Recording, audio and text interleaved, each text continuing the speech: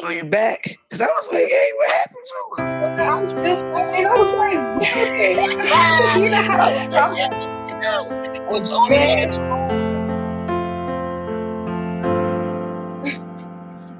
like,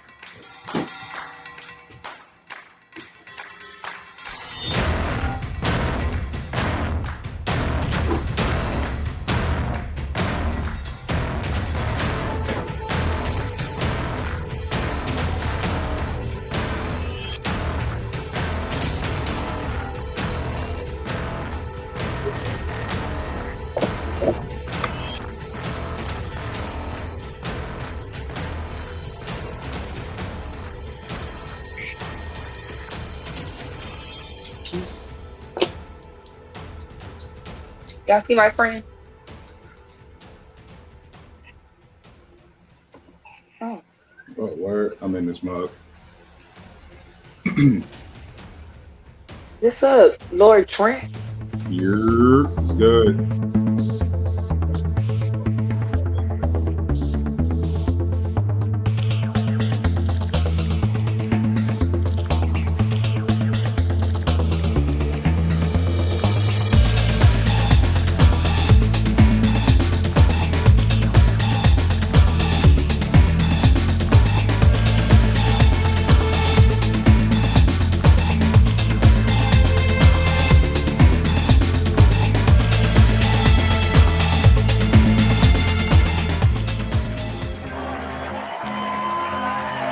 It's time for some hostile therapy.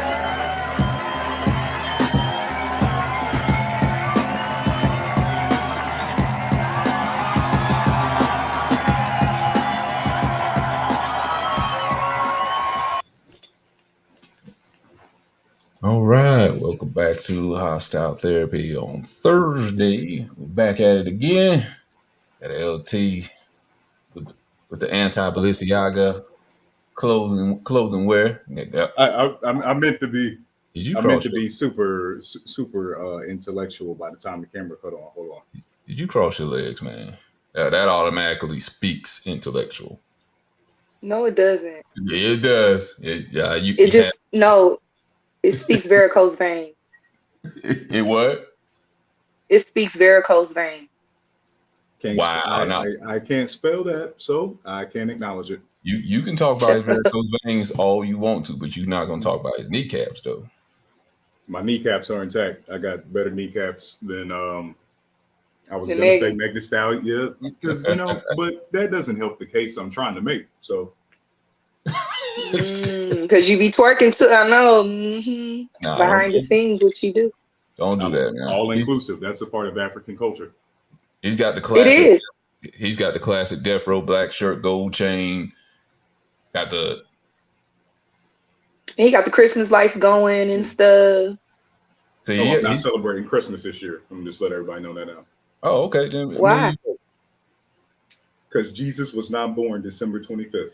and you Oh, can you say said you're not. Oh, yeah. I'm not. Oh, you said you're not. Okay, okay. I'm with you. I'll I will celebrate be that shit. celebrating Kwanzaa, however, though. Yeah, Kwanzaa. Yeah. I mean, if you don't celebrate Christmas, man, you imagine how many of those jackets you can afford now, and the gold chain you can pay down on it now. Again, this is a gold chain from a beauty supply store. This did not cost much. Hey, those work for the time being. It's But all Hey, aesthetic. Priest is on the show. Hey guys, Welcome. What's up? hey, how y'all feeling? We feeling Laws good in over here. charge. Got some good, good. chicken. Maybe some chicken. You look good. Oh, same to you. Thank that- Yeah. you. What you got there? Ladies. You got that big old I know. His name is Foxy. Is that Crash So Bandicoot? it's like That's Oh. Five Nights at Freddy's. That's what, yeah. Y'all not up on that. That's true. I knew I was so close. it's like I look innocent, but I'm really kind of weird as hell. So Y'all not up Who on said that. you look It's, innocent? it's nothing weird to that. I like your I would thank you. glasses. Who said she look innocent? Thank you. Damn, nobody up here said that. Yeah, that's I not don't an look innocent innocent. man. No. Since when? Damn, I gotta do better makeup. I gotta do better makeup. You gotta change your whole personality to get innocent in there. That is Innocent? exciting. Well, that can't change, so oh well. Yeah, that ain't gonna change. And you know you can do about that. You can't change First that. of all, no. First of all, what's said in counseling, you don't say it in front of people. You don't do that. Word. Therapist, patient, don't say that shit. That's Confidentiality. reality. Yeah.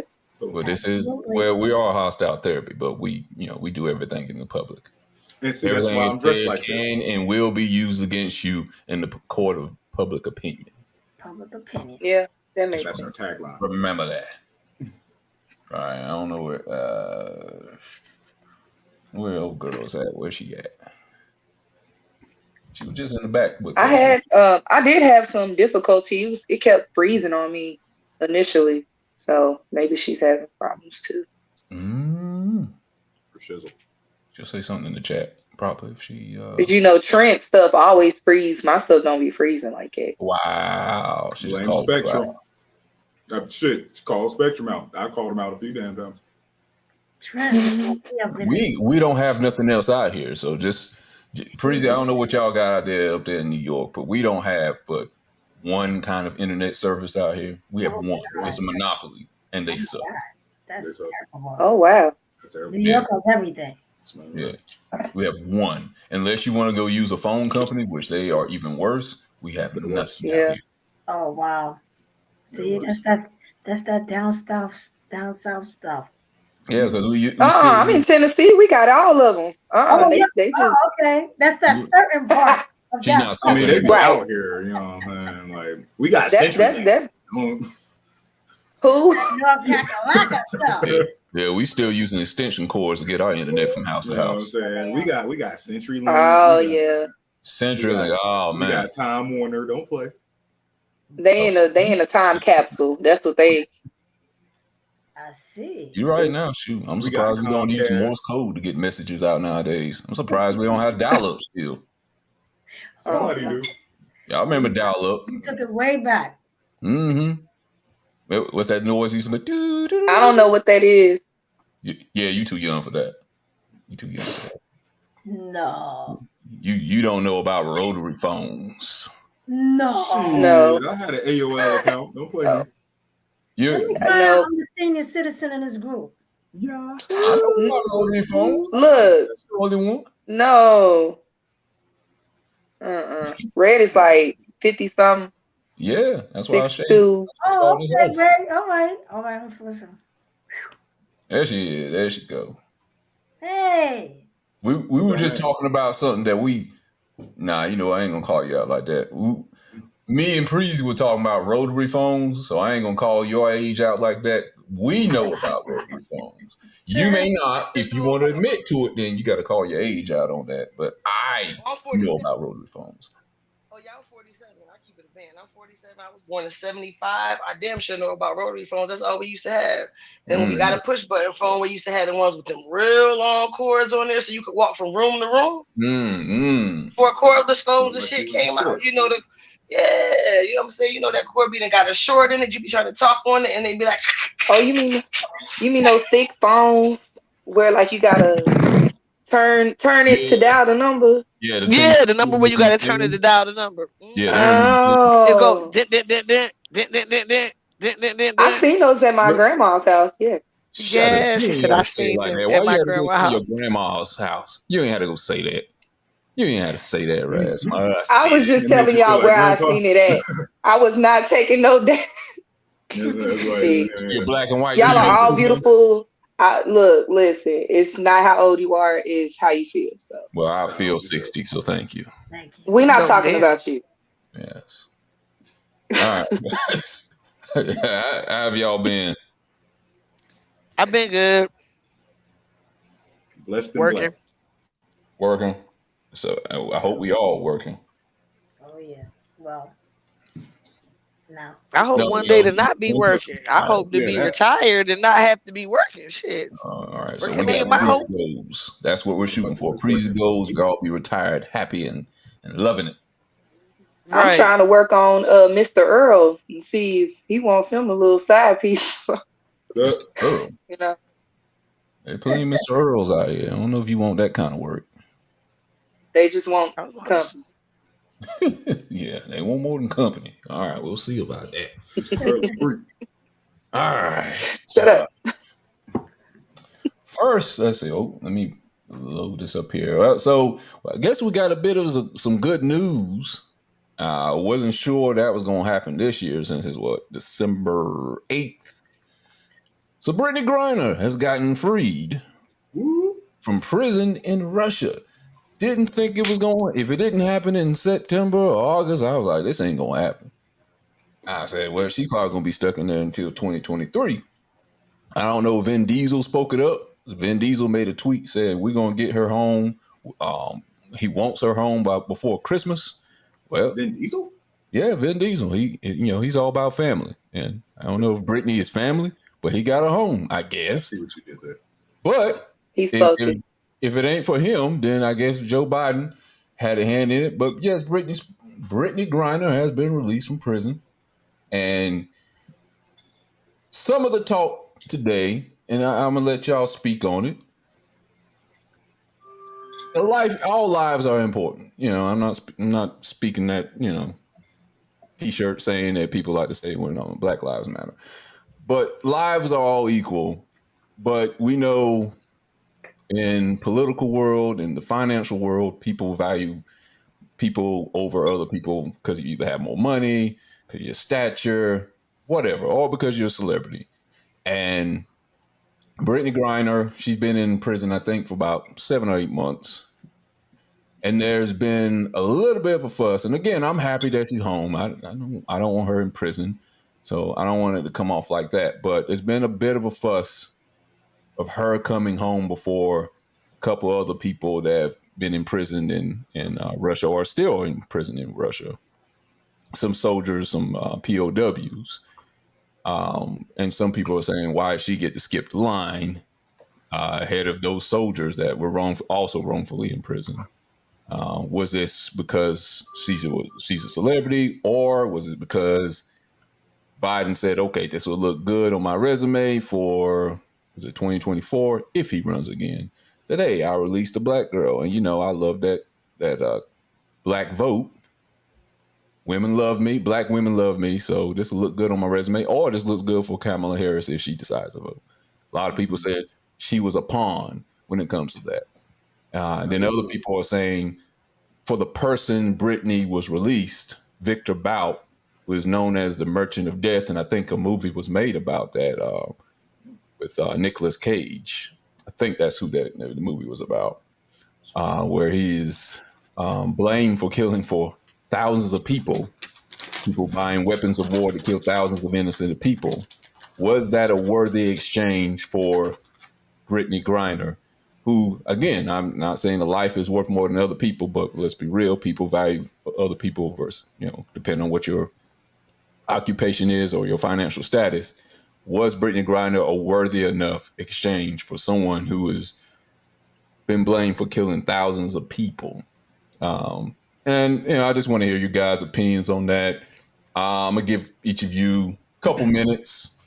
Tell us what you think. Do you think this was a worthy exchange? Do you think that she was a pawn in this game? Do you think it was done with good intentions? I guess what we're getting down to from the United States, from Biden. Do you think it was all done with good intentions?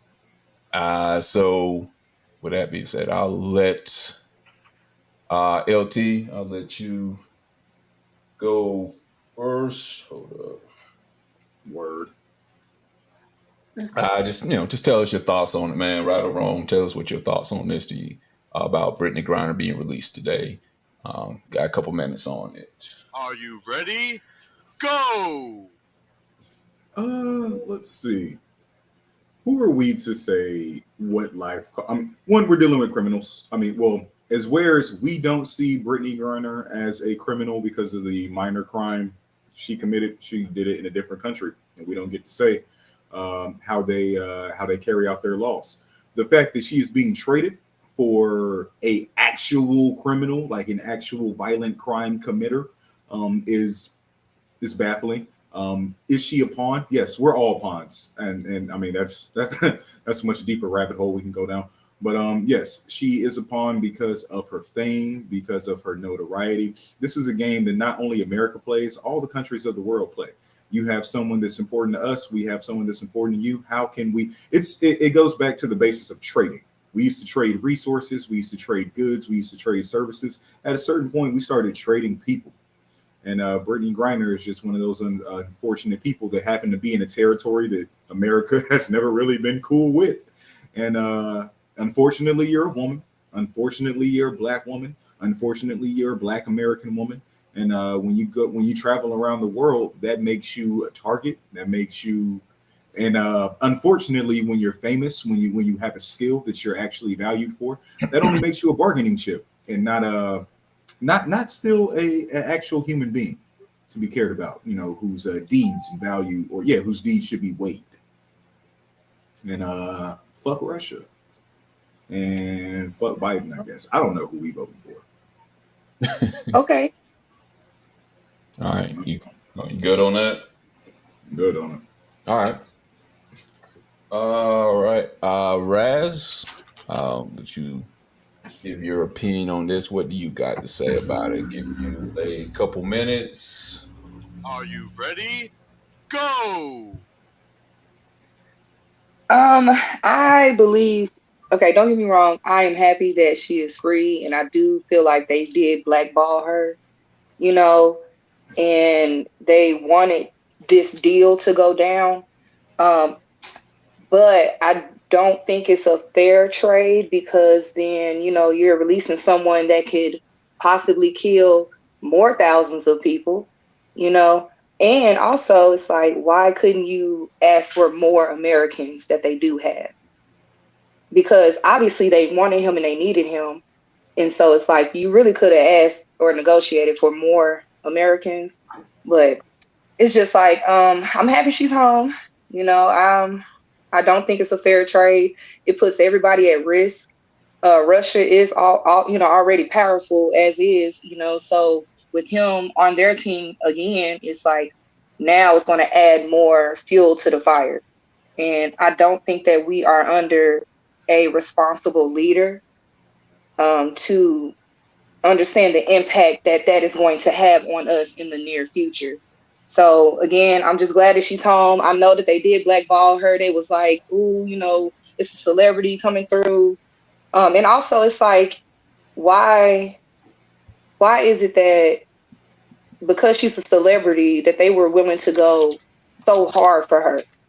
And it's like one life isn't more than the other, but there's several different people over there. So it's like, what made her so special? I'm not saying she's not special. She's still a person. She's still a human being. She's a Black woman. I want her to be free. But what made her so special that they were willing to give a dangerous person to the enemy?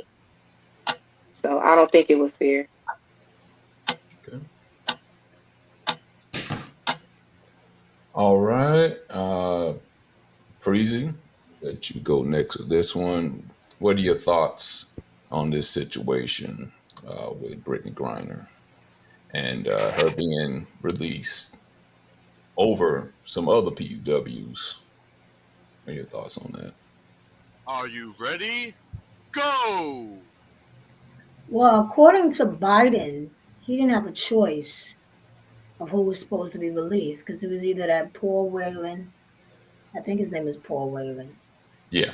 and her. And Putin said, no, you're going to get her because her crime is different from his.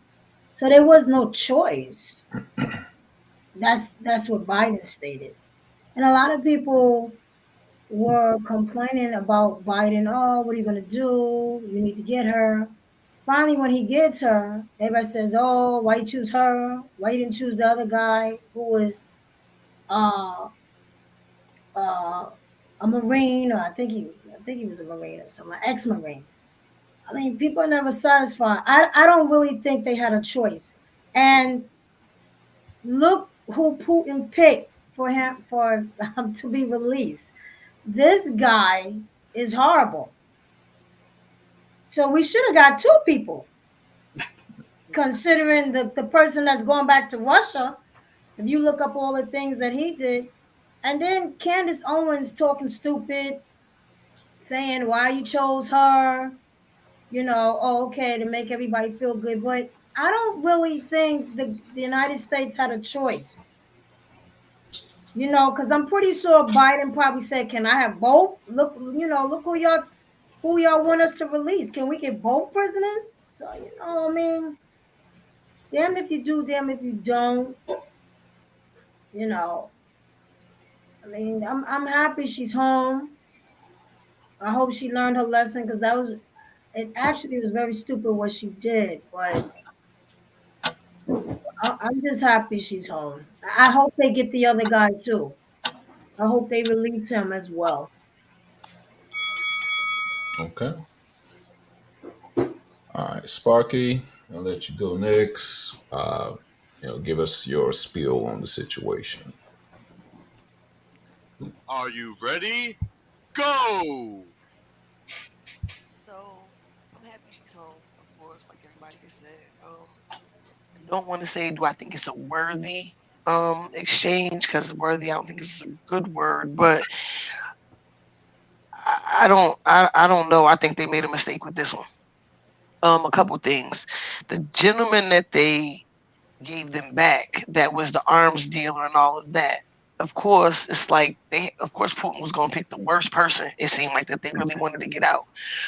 I hate that Biden came out and was like that he didn't have a choice, because to me that make him look hella weak. And I say that because you had a choice. You had a choice to not let her ass out or his ass out, and everybody's staying there because it wasn't an even deal. You know what I'm saying? Right. You could have pushed back. You could have showed some force. You could have did something, but they almost make it seem like he went to Biden begging to get homegirl out, and Biden was like, "Well, we'll let her out if you give us him." Because they said that the guy that Putin and them are saying that was the spy, the guy that didn't get out, they said he was a spy. And that's why Putin is saying that their crimes are different, because she did something, she brought illegal drugs. But he did something like against against the country, which could be their safety and that kind of thing. Which the guy is saying he's innocent, but that's why Putin was saying that he wasn't going to release him because of his crimes. But it's crazy because the guy that's selling the arms and the guy that's supposed to be the spy, that Right. seemed like that's kind of on the same playing field. And then the lady that just brought the weed pen, that seemed like not a throw off thing, but a throw off thing. But the other thing that was said though too was all of the support that the LGBTQ community and that the black community gave her and came out. Putin and them, Russia and them saw that. They saw it all playing out on social media and in the media. So they knew how bad people wanted her back. And they knew that they were going to be able to use her as a good ass bargaining chip. And they did just that. And once again, it's making it seem like they punked us. I get tired of it seeming like Russia punking our ass. Oh, damn. Good point. All good points. Ooh, Mm. Sparky. Get this Yeah, you dude. went off. Get this. Okay. All right. Are you ready? Go! Yeah, Sparky, you made some good points. And I'm going to jump on another part where you basically just said, man, organization is key. The LGBT community, I think, was a big thing with getting her back.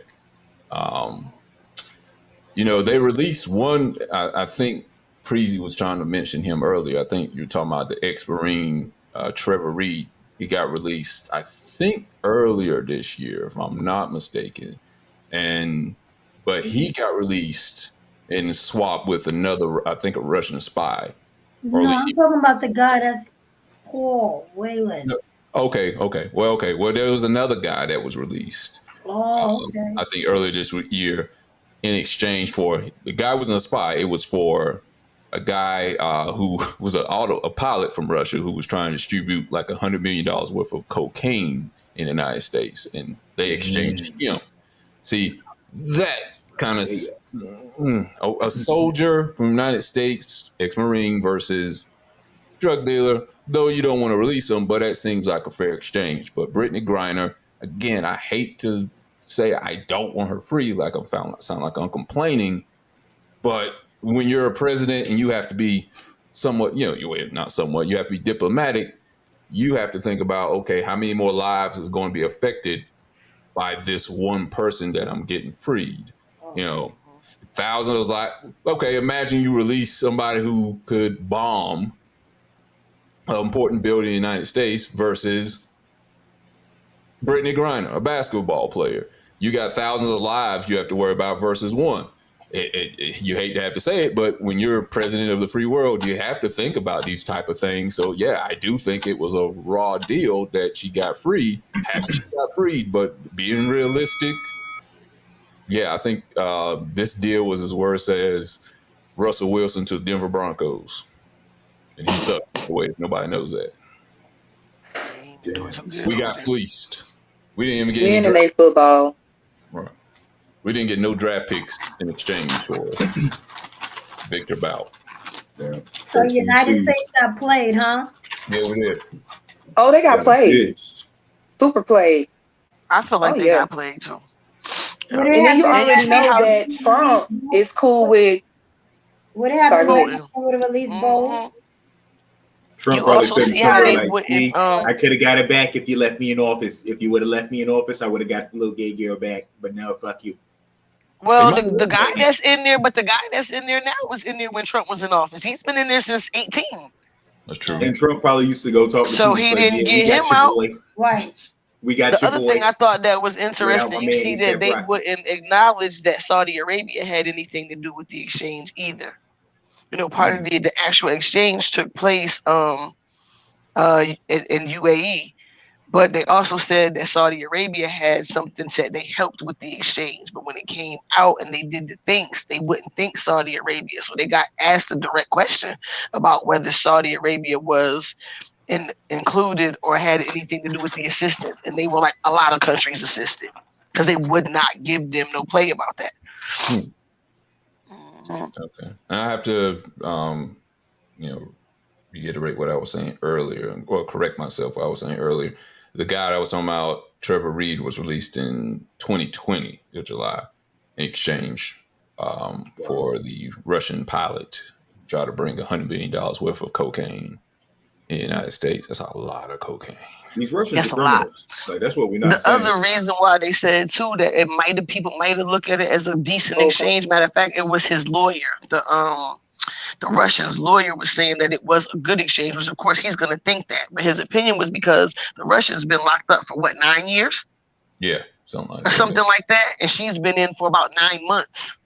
And he Yeah. was saying, so when you do the exchange, you look at this person's giving up years of their life, she's giving up months of her life. It's a good exchange.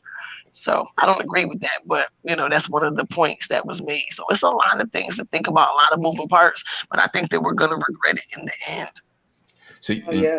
and because of that, since she only did 9 months, and again, don't want to make light of it, but compared to the other people who are locked up, it's like, okay, did they value her? Like, I mean, because you got to look at it from She did Russia's side 9 too. months in Russia. She didn't Yeah, do 9 months in Fulton County. yeah, but I'm She saying didn't do compared to 9 months the in other Fulton people that have County. been there for Yeah, 2. but she also did 9 months in Moscow, and the other guy that's there, he's like hours from there, working Mm-hmm. in what he called a sweatshop. Like he's in there working in the clothes, doing. So they have him working like every day. So, Mm-hmm. whereas she was in there, what they were saying she was at, I mean, either way, I'm sure it's prison in Russia, but I think that they were making it seem like where she was at was a better place than where he was at. He'd been there for so Bullshit. long. Nah, she was in the Yeah, I think he was Why do you there think for 4 that years.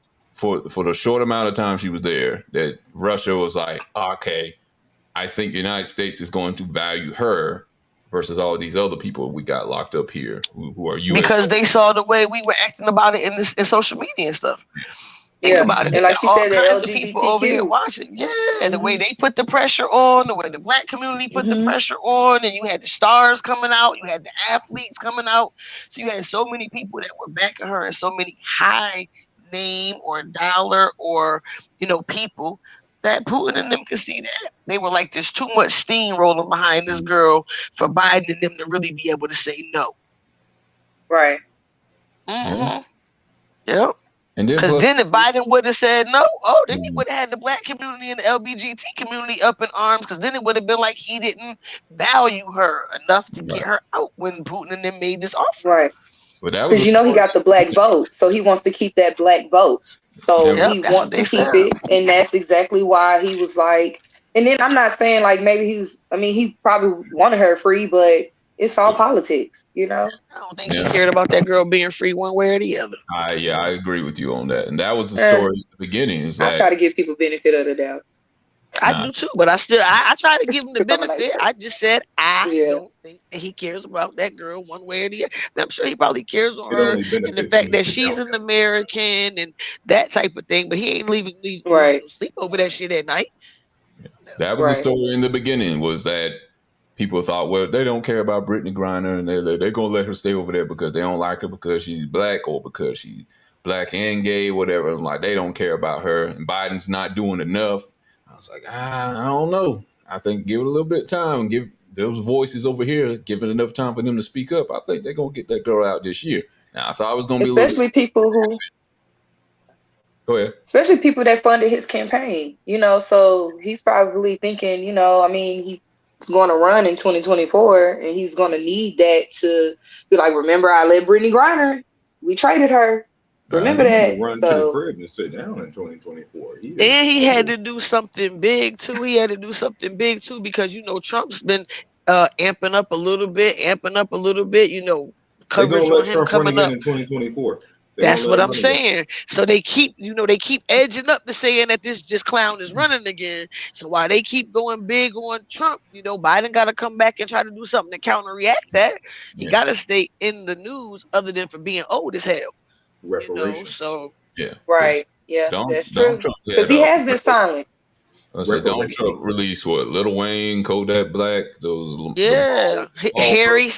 Harry C he released a dude from that helped put Yeah, he that really did. that helped yeah Black that people. helped put Death Row. The dude that did with Death Yeah, Row, I he know you're talking did, about. yeah, he released Tim, Kodak, Wayne. But if He you look, pandered to us all hard the as hell. He huh? pandered the fuck. I was saying he pandered I to was us about hard to as say hell. all of the ones that he let out though. If you notice, or he pardoned them because Wayne wasn't even in, but he still pardoned his charges. But if Yeah. you Yeah, notice, before that happened, all of them kind of came out and coyly said that they supported Trump.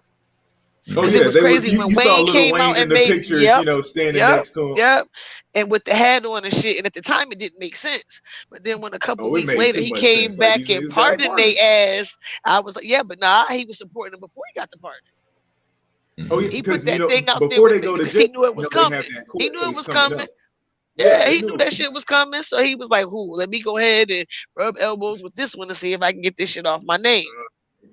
yeah. Not to mention that he had because why not release any Kanye in his political pocket. prisoners? Why not release people like what? Like why not give a pardon to Asada Shakur?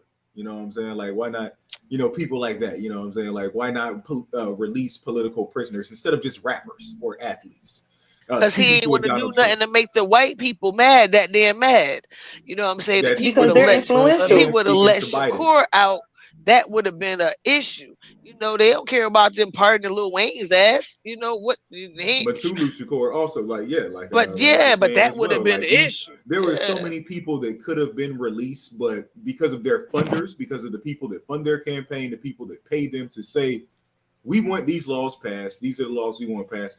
They're not going to continue to fund your campaign if you're actually trying to make effective change in Black community, in Hispanic community, in gay community, in whatever else community. It's only gonna, like I said, we really got to start voting outside Democrat and Republican because it's really just a choice between rich white people who openly don't like us and rich white people who just cross the Act like other they like. like they cross to the Act other like, side of the yeah. street when they see us.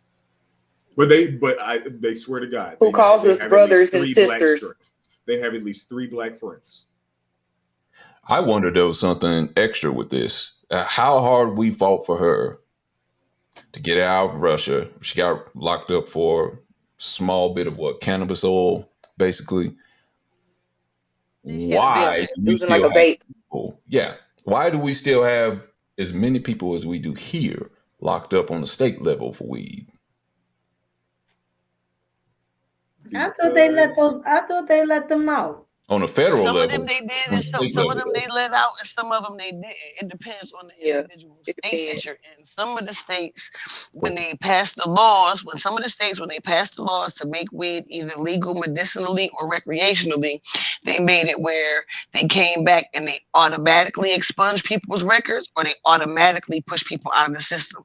There are other states, like in New Jersey, it took a long time for their law shout to out be Jersey. passed because they didn't want to let the people out and they didn't want to expunge their stuff automatically. So the activists were like, nah, hold your vote for the law to pass until they're going to do it automatically. Because in some states, people still have to go and get lawyers to get the stuff expunged off the record and get them out. If they can't Right. afford that shit, they still sitting around with a weed charge that they could have gotten expunged, but of course they don't have the money, so they're still caught up in the system. So a Right. lot of that is, Yeah. And on And top of jumping that, through the hoops. the prison industry is a multi-billion-dollar industry. Too many people Yeah, profit off of it. The more they people you trying can to lock up, find the more free labor you can get. There you go. I was about to say they're trying to find every way that they can get money off of that. They done figured out how to tax it Yep. now. Okay, they Right. letting us start growing. They letting people, money off the licenses, money off of. They They still want decriminalizing that it. bread. Yep, they decriminalizing it, but they still only Take away the decriminalizing license. usually up to 28 grams. So anything over that, your ass is still getting criminal charges. Yeah. It's Or it's a it's, it's ticket. crazy. Yeah. Because down Yeah. here, I know they decriminalized it in Nashville, and so like you can light up in front of the police like it's nothing, and they really can't Well, they touch you. decriminalized it here too in North Carolina, but they ain't nobody lighting up in front of their ass here. Your ass still going to jail.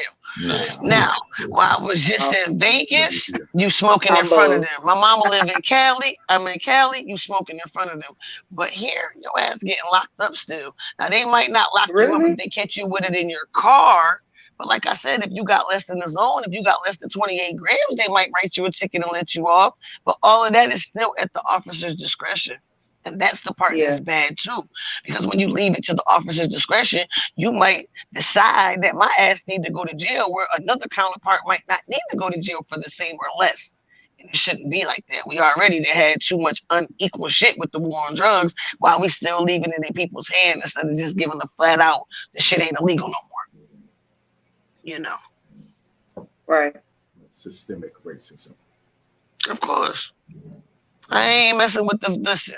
The federal government got patents on marijuana. They have patents on the regenerative and the healing properties, on the nano properties of it. Get out of my face with that bullshit. You got a whole live patent on the medical benefits of it, but you still trying to have it as a Schedule 1. That is an oxymoron. You can't have no medical benefits and be on the Schedule 1. But that's where they got it at. They know the shit they doing. They done had them patents on weed since the damn 70s. You still been out here locking folks up for that shit. That's some bullshit, man. That's some bullshit. Yeah, because they want bodies that they can profit off of, Of Mm-hmm. course. especially black They bodies, ain't got us in regular slavery no young more, black so they got to bodies. figure another way to Live enslave you. That's swinging. it. That's it. Right. It's legal slavery.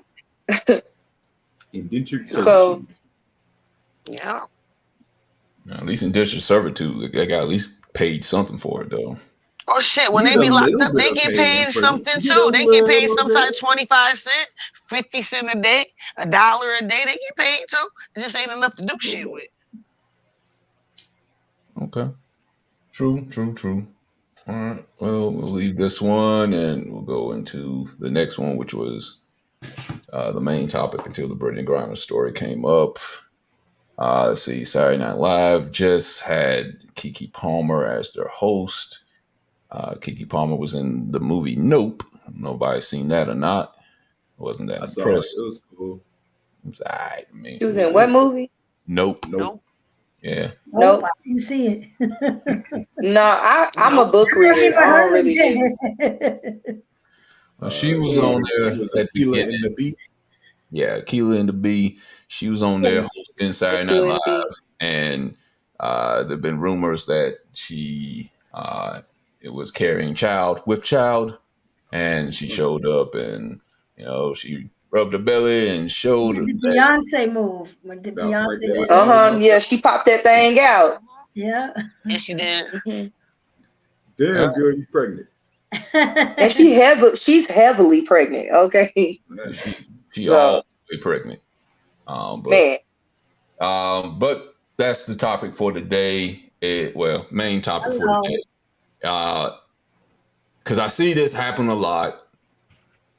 And I think, there's not a whole thing wrong with it, except I think it does send a message to a lot of people where it's like, I be know what okay we with just call being a it. single parent. So the question was, should single motherhood be celebrated?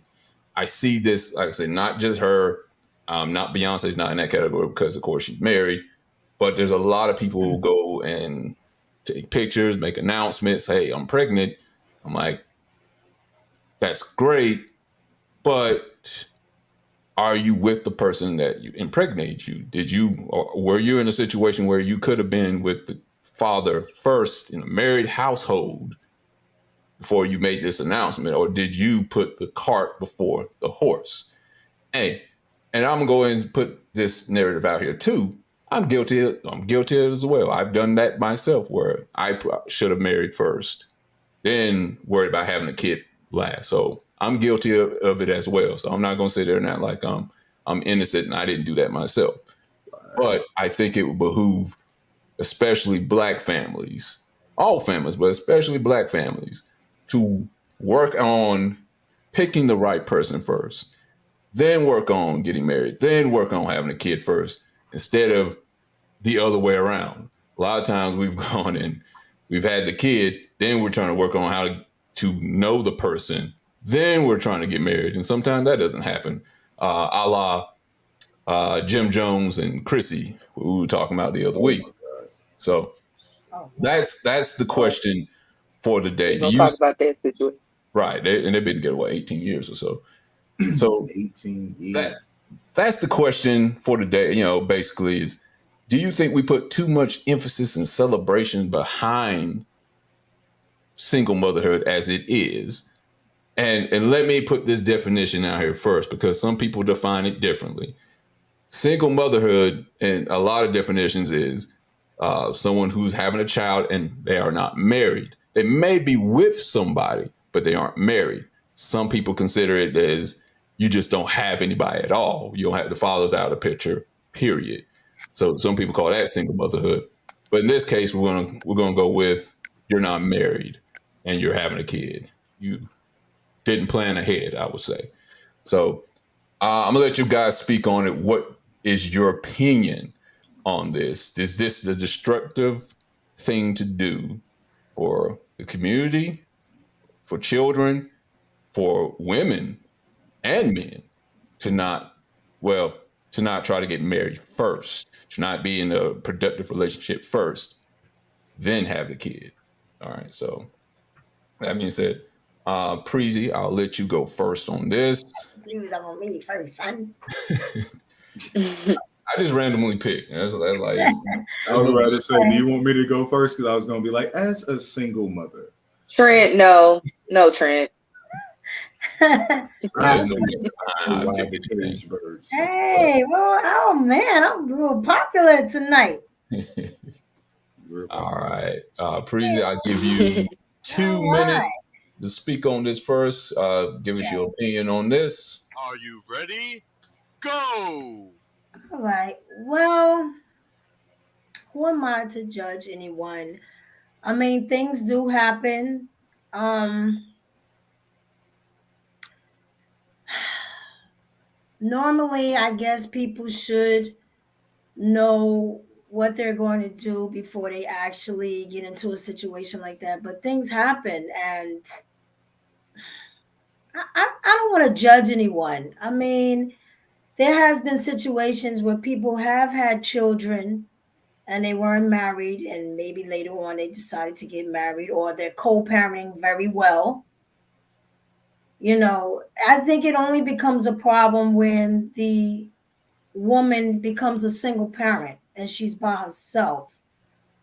But if things do happen and if she does get pregnant and the father stays in the picture, I mean, who am I to judge if everything is going well for them?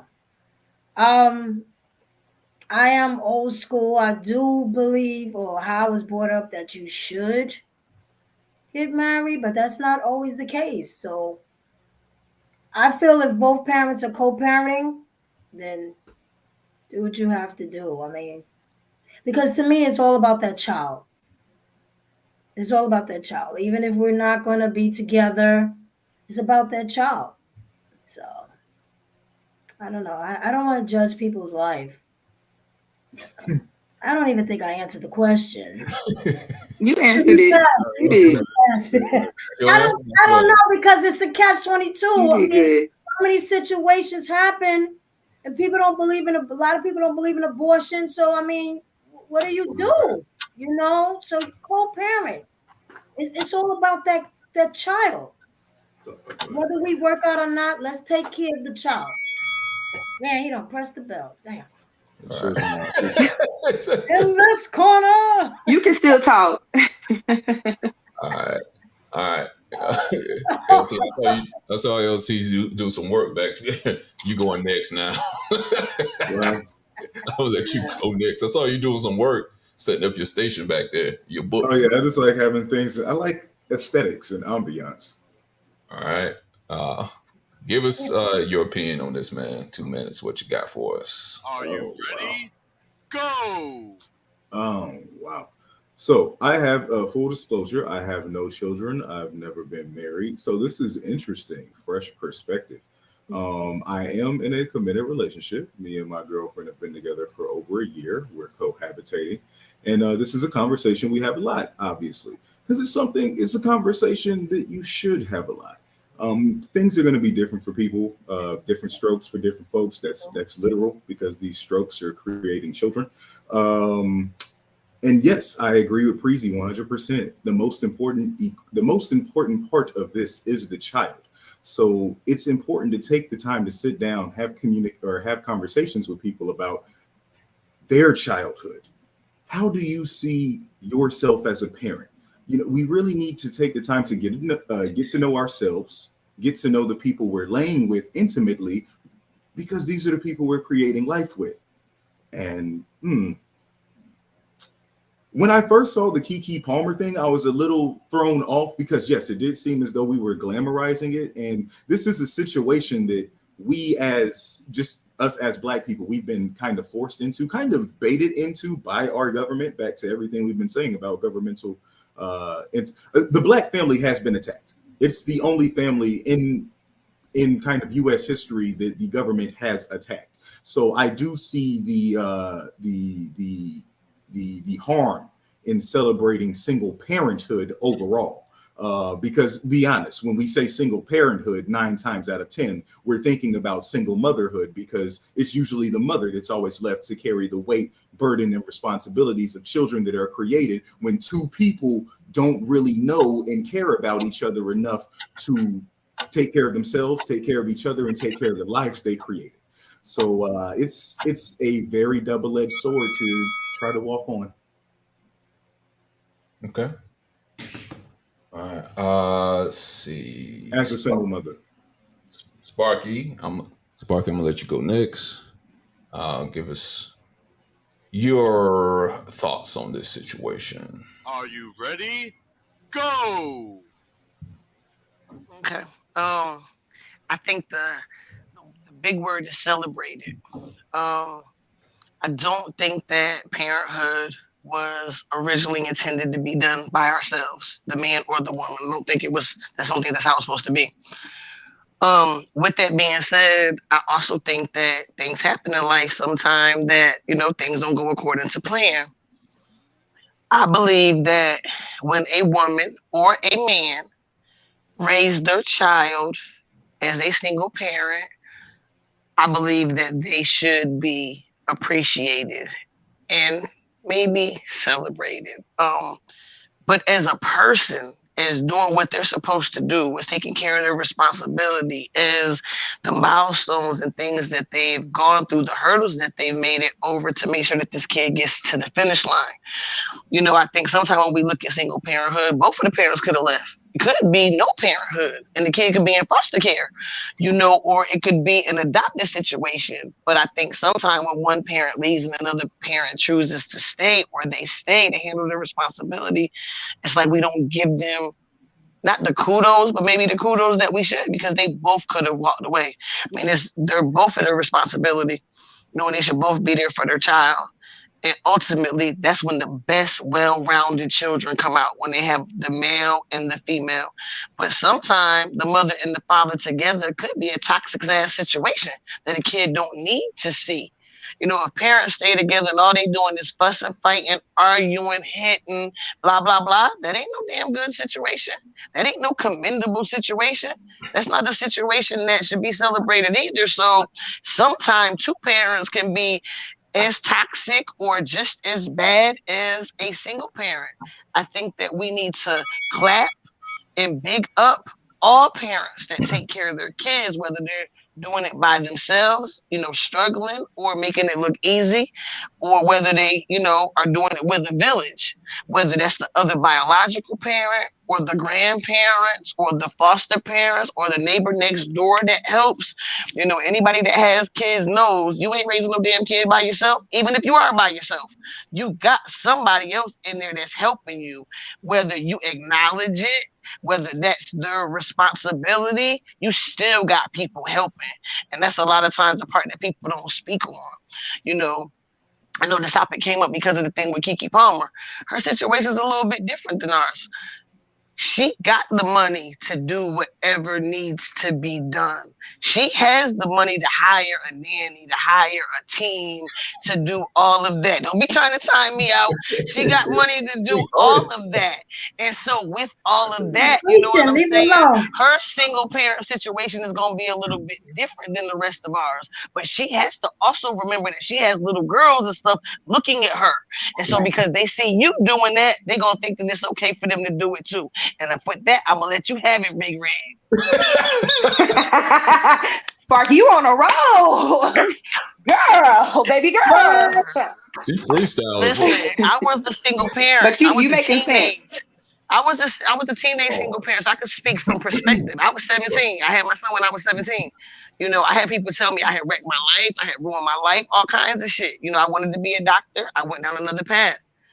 But even with supposedly being a statistic and doing it not by myself because I had other people helping, but I wasn't married, to his father. I was a single parent from that aspect.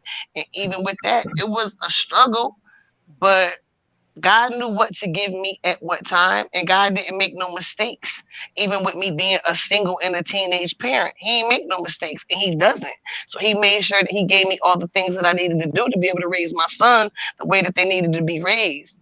And I feel like if people are open, He does that for everybody, whether that's the father or whoever. God will provide. He's gonna provide. Yeah. Can I have the mic back now? Can I get the mic? Can I get the mic? You should say, and furthermore, Right. No. You want me Right. to? And keep Hey, you going. asked that what he asked. Now I was quiet. I had paused, but then he asked. He held You it back. did. You Since took you a asked, I breath. got something else to say. So I'm gonna let you have it. I'm Yeah, gonna but the stop messing with you. choir, Raz, the choir, try to incite a riot over here. Talking about, you keep going, you keep preaching, girl. What you mean? I I was feel feeling we was her. on Look, 2 minutes. I'm shaking and stuff. I was feeling her. You take 30 more minutes with that sermon. We ain't ready to go. Who the hell you talking? No, here we are. Right, right. Now God we doing pointed out offerings. too. that was good. That was good. All right. All right, let me go before she speaks up again. All right. Raz, I give, I give you a couple Okay, minutes. You tell us what you got to say on it. Are you it's ready? gonna be simple and cute. Go ahead. Honestly, I think that inviting life into our world should be celebrated. um Single parents don't get the credit that they deserve because no one goes into making a baby saying I'm going to do this on my own. Some do, like the conversation we were having earlier, but me as a single parent, I didn't go in and say, hey, I want to have a kid and be a single parent. you know it's a lot of responsibility, and then you as a mother, you have a lot of responsibility on yourself because the man can be like, fuck them kids. I want to say fuck them kids too. So I don't like the term celebrated. And then marriage, I feel as though aesthetically it is pleasing to people because on the outside you see a solid foundation, but actually on the inside it could be terrible for their child. It could be, abusive. It could be, just nothing that is going to be fundamentally that'll help them fundamentally. So I'm not I'm I I appreciate marriages and stuff like that, but honestly, in this day and age, I don't really care if I get married or not. I had a child out of wedlock or whatever, and I'm a great parent. And honestly, women put themselves through a lot. It's life or death when they have children. So I feel like life itself should be celebrated, regardless if it's going to be a single parent or not. Yes, children need stability and they need a two-parent household. I agree with that totally. I want my son to have a father, but I always have a father figure in his life, if not, responsible male influencers in his life. But I don't like the word celebrated. It should be recognized more because it's happening. It's happening more. Uh, Okay. I'm gonna keep going like Sparky. All Nah, right. I'm done. I think Let the choir your puppy say wanted to make amen. a comment. Let the choir be quiet. Quiet, choir. Her little cute dog. I know, right? The dog trying to I say know you something. see my dog. Because he was like, "What's wrong with you? Who are you talking to?" All right. Let me go in right quick. Are you ready? All Go! right. So y'all make some good points, but one of the things I will say here is yes, there is the chance that a relationship won't work. There's a chance that marriage won't work, and you need to have a good foundation when you get in a marriage to make parenthood work. But that's the thing I'm saying. I don't think enough of us are working on the foundation first, then working on having kids, Right. or working on the foundation of the relationship, making sure the person that you're with is not messed up in the head. Because you're right. Some people, once they get married, whatever, stuff start changing, they start going cuckoo. Or sometimes, a lot of times, we see signs before we get married. We ignore it because we in love and whatever. And or you get pregnant and you just like, oh, okay, I want him to stay around, so I'm gonna make it work regardless. That's why we got to work on the foundation first. And I think what this sends to me, what I see with a lot of the celebrations of single parenthood is like, hey, don't worry about that. Work on that last. No one goes, well, hopefully nobody. When you go to school or college or whatever like that, you don't go take the test first. You got to study. You got a foundation of subjects you got to study each week till you get to the final test. What a lot of us seems like we're doing now, we're just taking the exam and we're hoping for the best.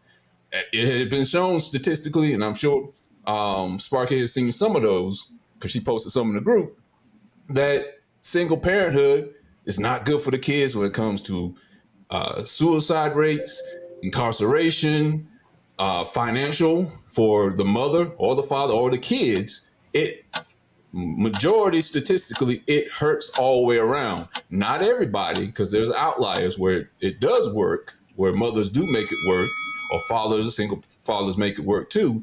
But the overwhelming majority of the times where it is a single parent household, you have a higher risk of living in poverty, of your kids being troublesome. The incarceration rate, especially for us, for our community, it goes up exponentially. So I think it would, if you're planning all these things out, you want to put yourself in the best situation possible to raise kids and not just do it on the fly. And again, I'm guilty of it too. So I'm not like preaching to to everyone like, oh, I'm holier than thou. I'm guilty of it too. And I wish I did it different as well. We're here now. Yeah, of course, do what you got to do, but I wish I did it differently. So I'm just saying for people in the future, plan ahead of that, because people plan when they buy cars and houses and their education. Plan for one of the most important things in the world. That's another life. Mhm. True. And I mean, you can plan all day long. I mean, plan. I agree with you, plan, but your plan is not going to go according to the plan. You can have the person. I was with my child's father for 15 years. Was the fact? And I thought I knew him.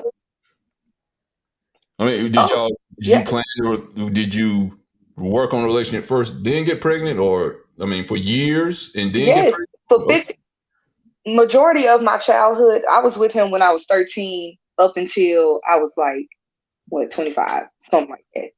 So it's like, majority of it. And I'm the type of person that, I don't play with people. I'm all about condoms. You know what I'm saying? So I don't play those games, because I'm so responsible. When I was an honor student and I was going to college. So I planned my life out. But, stuff happens. I got pregnant, in college, and, it is what it is. And then down the line, he made his mistakes, and Now he's in prison. So, it's like I planned out our lives together and we had a good solid foundation that I thought, but then all of a sudden he was doing something in the background and it caused a rift and a shift that I had to adjust to. Did he plan with you? So he did. He was very active, Okay. very, I mean, very active. It's I'm just, not talking about just the relationship wise. I mean, with the kid and all that. Did everything come together? Did y'all plan together? yes, we playing the kid together. I was like, baby, I'm ovulating. So, When I but mean that, I'm talking about for the future, like where he's going to college, what kind of house we're going to live in, what kind of jobs we're going to have, how we're going to get this yes, all of that. years from now. Yes, Okay. all of that. He was in honors. I was in honors. He had a full scholarship. I had went to college. We had our whole lives planned out ahead of us. Okay. And then he decided to make a life-changing decision for himself and did not involve me. You know what I'm saying? And so it caused for him to, now he's in prison and doing a 15-year bid. And he went in when my son was 9 months old. Mm-hmm. Yeah. So And I it's agree. like, I'm saying you're wrong. I mean, things happen. I'm saying if yeah, you're going to plan, just like with school, it's like with driving a car. Like you can buy a good car, might get in a car accident and get totaled, and you don't have a car no more. Stuff happens. Play the percentages, though. Is all I'm saying. If you're going to do it, play the percentages. And with this story, I just feel like because not just Keke, there's a lot of people, and Keke, of course, she's fine because she's a millionaire and she's got money, or whatever. So that doesn't mean that the other parent shouldn't be there. So let me not say that. But regular 9 to 5 people, whatever, like that, I think they see this and see other people do it, and they're like, I'm not going to try that hard. Kiki's doing it, so I could do that. Just like another example. This is kind of separate, but Will Smith go up and slap somebody on stage. Hey, I can go slap somebody on stage. No, you don't got Will Smith money. You ain't got Will Smith stardom. You can't get away with that like he can. That's celebrity stuff. Us regular people who can become poor in an instant off of a child, off of a loss of a job. I mean, it's just simple math. You got two people in a home, one person loses a job, you got hopefully somebody else that can back you up. If you're just a single parent and you lose a job, you got to depend on the government, which is yeah, another reason you why hit. parent households have gone up. You got to depend on the government or family, whatever, and you don't want to have to do that. And then you got to worry about staying with somebody that may be a molesting uncle or something like that. You don't want none of that.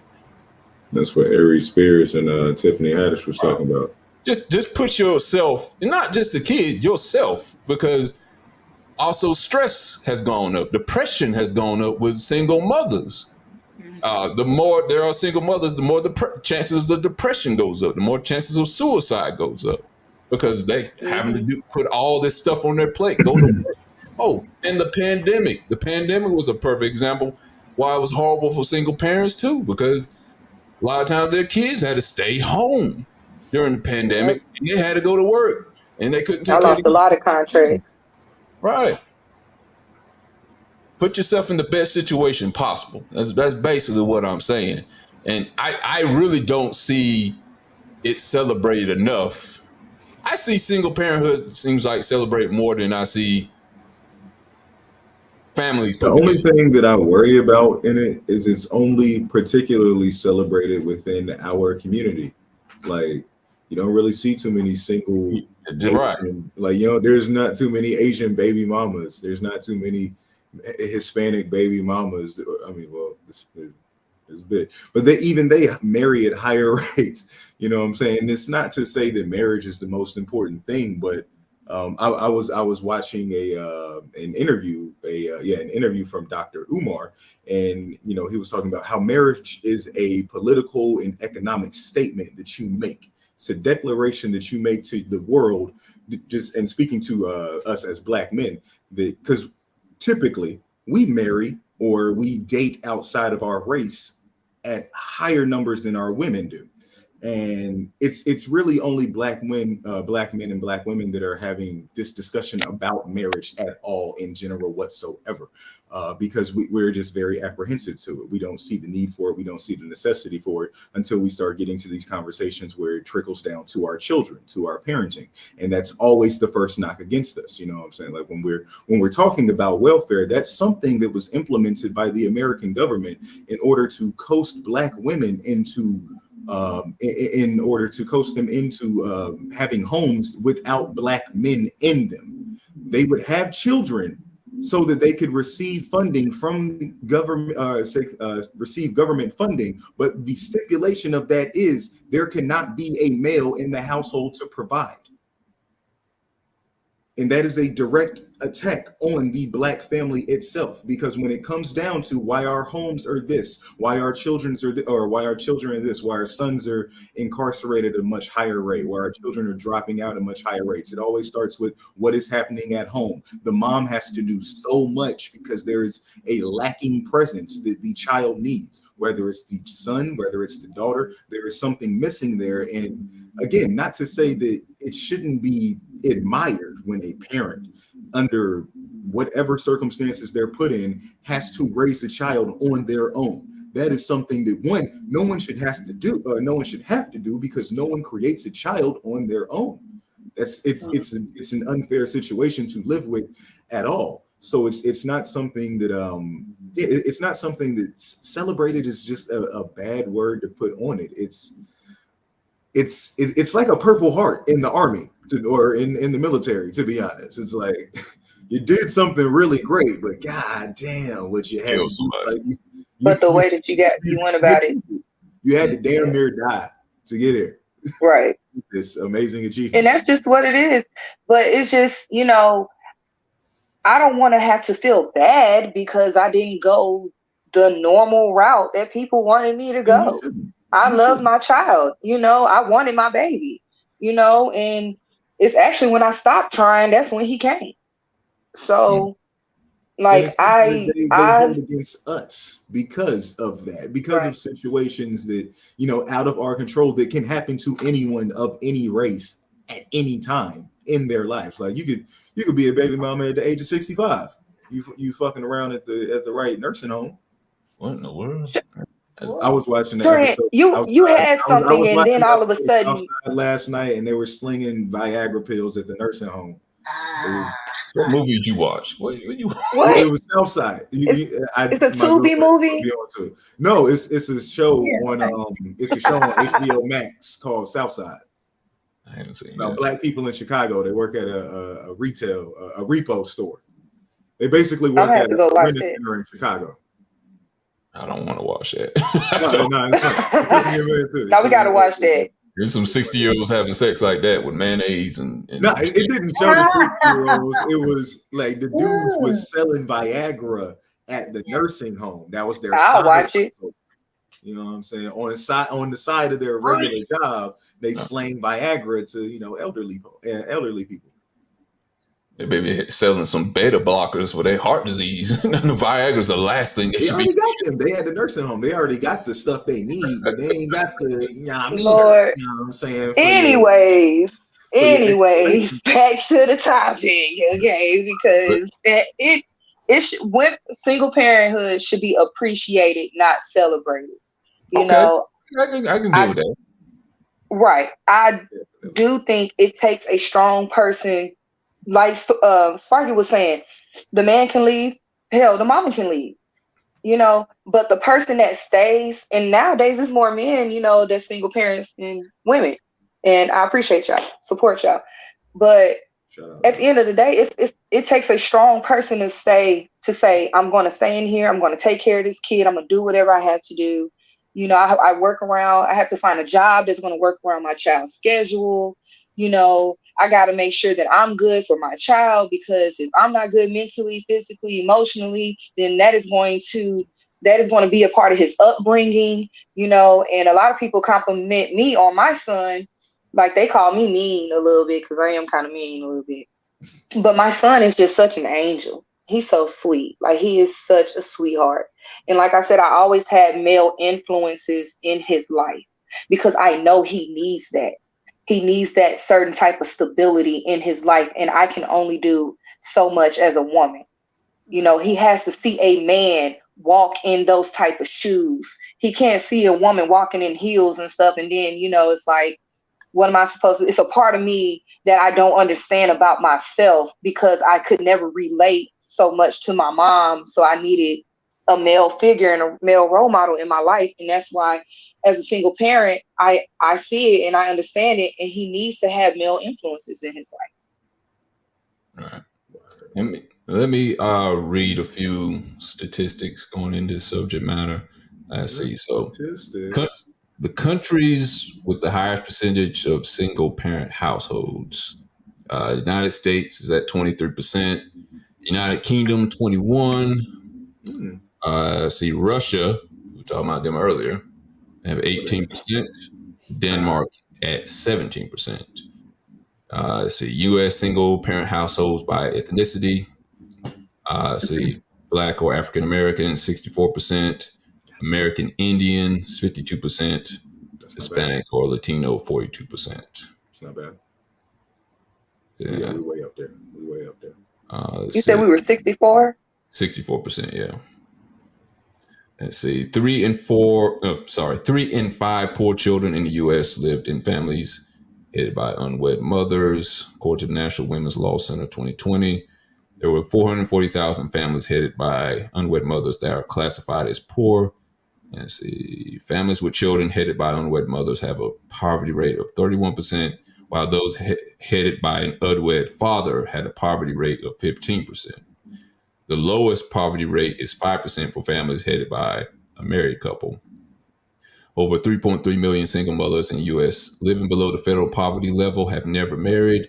On the other hand, 1.09 million single mothers are divorced, 853,000 are separated, 333,000 have absent spouses, and 137,000 are widowed.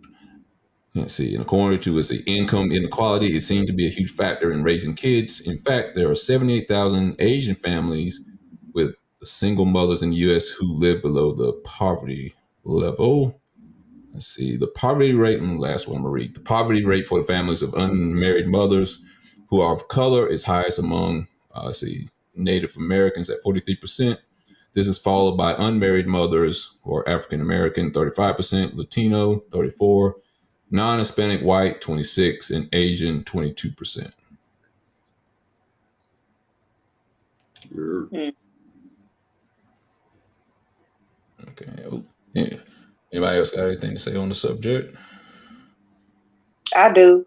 So, Well, like, back then, they weren't signing a contract to be married. They just had a ceremony to be married. So it's like, why can't we just do that and say that we're married? But because there are now, in the there, world we live, we have to have a yeah, contract. yeah, but there are things involved when you Yeah. person There's a deceases, legal process. when Like they they made die, marriage a legal process now. splitting up assets, all that stuff. You got to sign a contract for that to go through. That's why probably land, all that stuff's got to be separated in between the wife and the husband once they get a divorce. So it's best to be safe and But sign. is that a Not part even of just marriage? divorce. Is Like that what the solid foundation of marriage is supposed to be about? It's it's I not. not thought even just marriage was divorce. It's supposed to be the also unity of families coming together and loving that too, each but it's other and also making death. sure. Like imagine if something happens to your significant other Right. in the midst of your relationship. Like there needs to be things in place to take care of you and the life y'all have created, whether it's the just y'all two together or the And you can actual still have life that. y'all have created. You can have a So will. you can, Well, that's a but that's a contract. legal process. You have to go and get that legally certified. As you see, or I don't know if y'all saw it. Offset's Uh, parents are, Yeah. I mean, It's not all Offset. Excuse me. Takeoff's take parents off. are Okay. Sorry. arguing over his assets because he didn't have a will. Yeah, I saw that. Yeah, it's all contract basis. Now, what They is it? made that boy, but they didn't. They don't own none of the rights of the stuff he made. That's crazy. You made Mhm. something But and you don't own the they whole have a thing. law that like if you live in the same household with someone that is what is it? Common law. The common law? Yeah, but that's only in certain states, and that's only in like maybe 4 or 5 states nowadays. That most people, North Carolina doesn't recognize that anymore. I don't think New York recognizes that. Most states nowadays don't recognize that, and that's after a Yeah, few well, years. It's the we states that recognize are the it. Commonwealth, like Virginia. Virginia is still a Commonwealth state. I want to say California might be one too, I believe. But yeah, if certain states, if you've like you said, lived together for X amount of time, then you considered a common law wife or a common law husband. So the same thing applies to you when you go to get divorced and things like that. Mm. It's just basically like what you saying, Raz, whether you got the piece of paper or not. You know, y'all they cohabitated and shacked up and lived together for We've all been of in a these life years. together, right? He had my Shit, you back. I might had as his well back. He lost his job. I had him. you're no You less know, married that's than anybody base. else just because you don't have the paper. Well, I mean, technically you are, but I in know those his states they feel social. like you aren't. That's the Oh, way it don't, should Yeah. be. We live in a society Yeah. where we literally needed. We had papers to say that we were allowed to be outside at one point in time. don't forget the tax purposes too. That's the other thing. That's That too. Yeah. you know, That little hush money they give us every now and then. that's a good word. Hush money. All right, all right. I Uh, just feel like the narrative of marriage has been spun to the point where it's more of like contractual and not like a union of I love you, you love me, and we're gonna, support each other through whatever times that we go through. And I just feel like they done spin the narrative, and that's why people are scared of being married now. I Because believe that it's just a wholeheartedly. it's a lot of divorces going on, and it's just like, hey, we just gonna enter a contract because I know, shoot, if you leave, if I don't have a prenup, I'm gonna Because take people are half. so afraid of being left. That's the Well, main thing they're thinking about. It's like you're entering the marriage thinking, okay, what if they leave? Like then you're already already gone. not in the right mind state to get married. Yeah, well, I think it all comes yeah. back to finances because if you look at it, when did when did the marriage rate start to drop? Was when feminism, when women could start earning on their own, or they could start In the living on their '70s, own without the when the help of a government man. was highly I infiltrated Beforehand, into can the family. definitely agree with that because marriage was to have that security of the man yeah, in the household. yeah, marriage was never So about love. So let's throw that out the building because you can just love somebody and just be with them. Marriage was about security because what I'm never before gonna get married then. right, well before women married the guys or whatever, the potential fiance and husband went and talked to the father. He went and talked to the father. Hey, I can take her off your hands. You no longer have to support her. You can keep some of your money. I got a cow. I got a farm. I can have her live with me. She can have Basically, our my daughter kids, is a part of me. and we can be together and we can spawn off generations and hopefully become richer through next generations. Well, and what happened was when women started to get more money, and not faulting that, but women started to be able to make more income and start being more productive members of the working society. It was like, well, we don't need your income anymore. And so we can talk. We don't have to tolerate as much as we used to back then. We don't have to deal with Mister no more. We can go. We can leave Mister and be our own. And not every guy's a Mister, but I would say women will become more less tolerable with shit they have to deal with because it's like I got this plan B, not talking about the pill, got this plan B, my money. I don't have to listen to you. I don't have to be raised in a house with you because I'm good. So Well, that's women going on survival mode. When a woman is in survival mode, she operates more in her masculine. And if she feels as though the person isn't as solid, or I mean, like you said, she making her own money and she's already seen from her parents and then everybody else's parents in the generation that she comes from that it wasn't really solid, then that's just what she has in her mind. Like, hey, I need to operate in my masculine and I need to do what I have to do in survival mode. And then you have to kind of take yourself out of survival mode and actually get into your thriving mode and thrives. But it's hard for my generation to do that. And because you don't have reliable people anymore. unfortunately, So I'll Why say does me, everybody say masculine mode? Why can't it just be just being independent? men don't well, because men independent don't would call mean themselves that you don't independent. rely on anything. Right. But men don't call themselves But independent. why is he saying Call that? I don't themselves understand why. You if you're raised to be independent and not have to fall on anyone to help you, why do they say that? that's not the masculine part, though. The Well, is No, a right. you're form of it. trying to do what you got to do so you don't have to depend on anybody, because when you start depending on people and they don't fall through, then you're disappointed. But if you are a step ahead of the game, making sure that you got something just in case this person walk out on you, you're good. I don't think it has anything to be master. I think it has to be smart. That's survival mode. That's That's not the survival mode. yeah. But you can't be completely independent. And the word independent is I'm not relying on a a landlord. You know what I'm saying? To house me and for me to pay a landlord to house me, you are not independent because you had to go through a landlord. The landlord owns that property, so you are not completely independent per se. So to be completely independent is you are not relying on anyone or anything to help you. You have your own business, and then Mhm. even when you really have your own business, you probably are renting a office space from Interdependent someone. is the word. Right, interdependent is really the term we should be instilling into our children, but it's like we keep saying be independent, but you being independent is going to set you up for failure because it takes a tribe regardless. Like us, we wouldn't have this platform if it wasn't for Red. So we can't really say that we're really independent until we go off and branch off and do our own thing. So interdependent is definitely the word I would use. But when I say operating in your masculine, that is a trauma response. It's the point where you have to be always be the strong one, and you have to all you can't rely on anyone, and it's a survival mode. And Right. women, honest, in my opinion, I mean, men have feminine and masculine, women have masculine and feminine, but a woman should not fully operate in her masculine because it's detrimental to her future.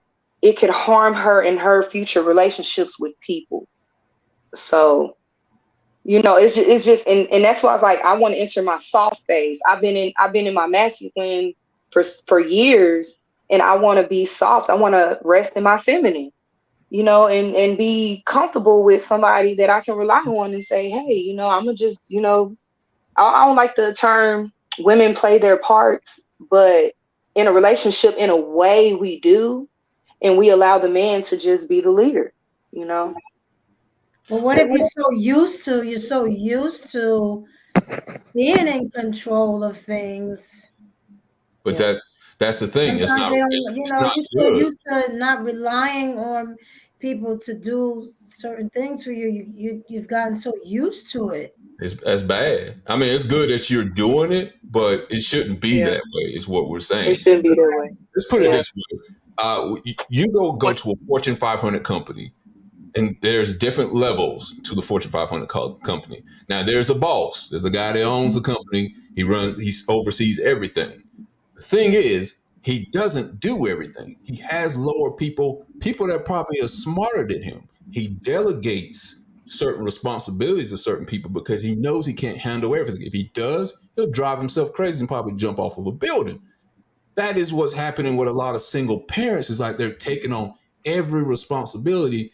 He can't do what he's best at because he's trying to do everything. He's trying to be independent. This is why there should be no such thing as just a plain independent person.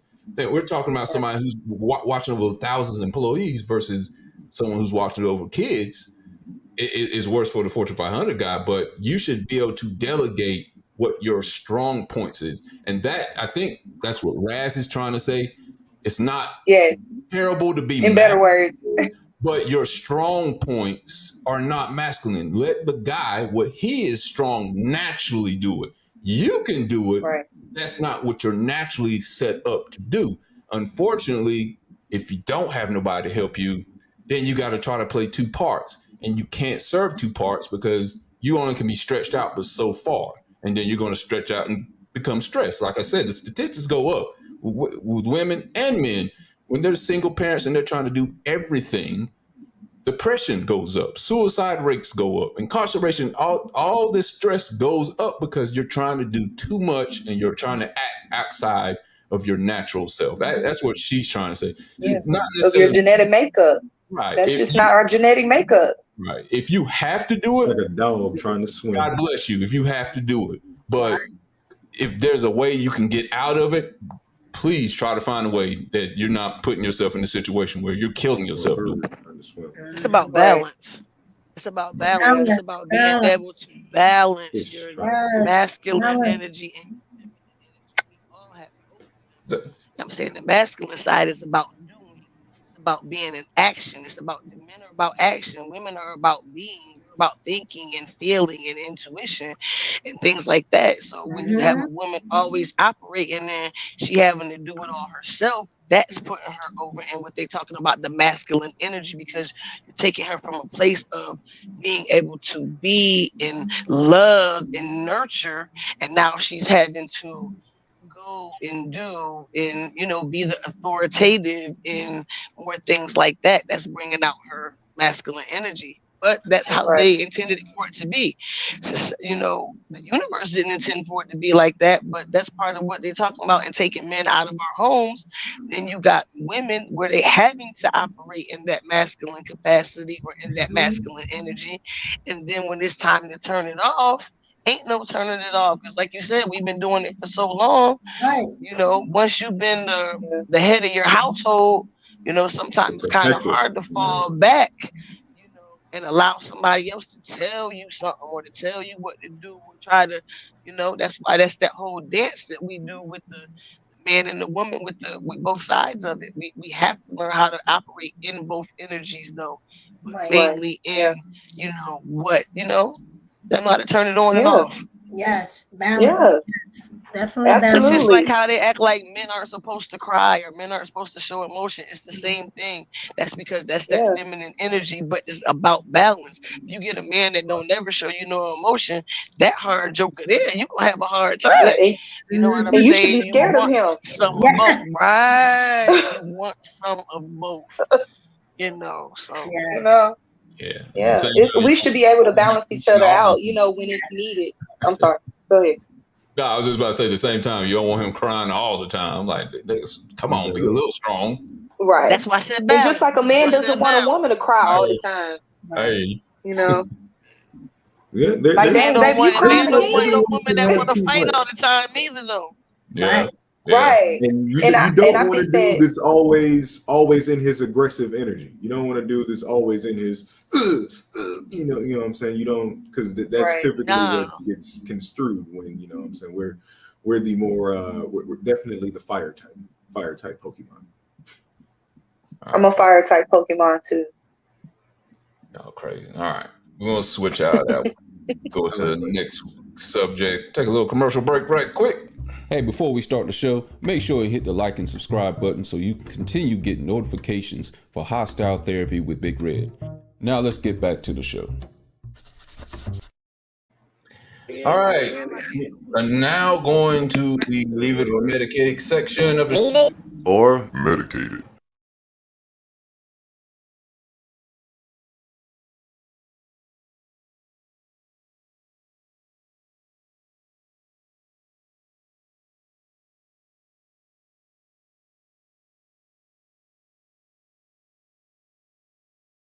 Let's see. We got an extra person on here. We got Dr. Lamar Renee up here. She popped up a minute ago. Can you hear us, Dr. Lamar?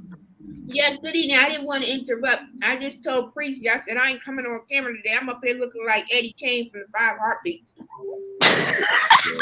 Can you sing like Eddie Kane though? Can you Nights sing like like Eddie this. Kane? Nights like That's my this. movie though. I don't I know love the who fire Right. beat. That's why I said, can you sing like Dr. Eddie Lamar, Kane stop though? playing. Get on up on here. I ain't looking like Okay. I don't know if you want to After sing office like hours. Eddie King either. That might be I bad can't. too.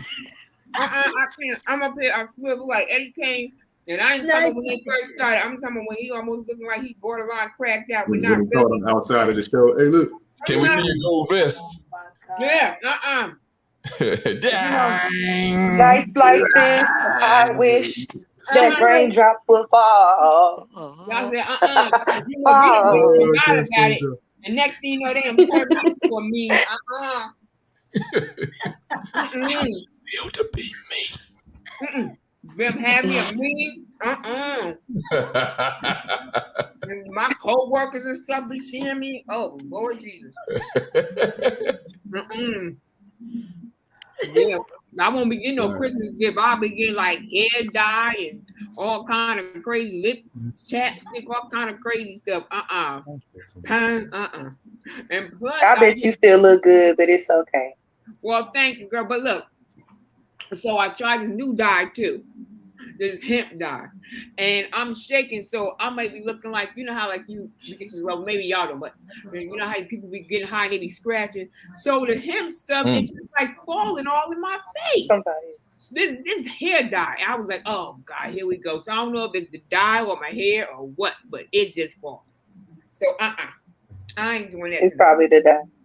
Yeah, it's this dye, it's hemp dye, and it's just like falling. I was like, what the heck is this? But anyway, yeah, I just be having way too many problems tonight. I'm sorry, I didn't mean to interrupt. Hey, well, just all you gotta do is just go to church at the end like Eddie King, and then bring back the group at the barbecue, and everything will be all right.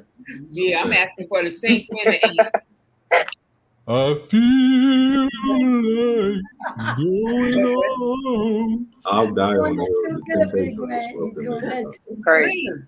My daughter's like, you got them Christmas pajamas? All right. Let's go with the first subject on Leave It Medicated.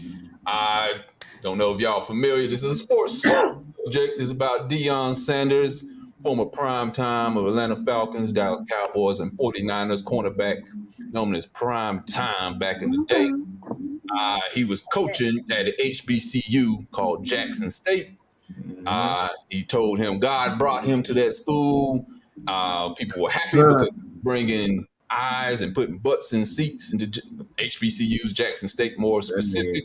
And then recently he got an offer from Colorado University to go to their school, where I think there's like maybe 3% black people in that whole outfit. And, there was some people on the left that were happy for him because he went from understandably $300,000 per year at Jackson State to $5 million per year at Colorado University. So there were some people also pissed because they felt like he used the school as a stepping stone to go from a HBCU to Colorado State after he promised he would be there to bring up the school, to bring up the students. And knowing how underfunded HBCUs were, people were kind of pissed that he just left. Omani Jones, he's what is that noise in the background? I'm hearing something.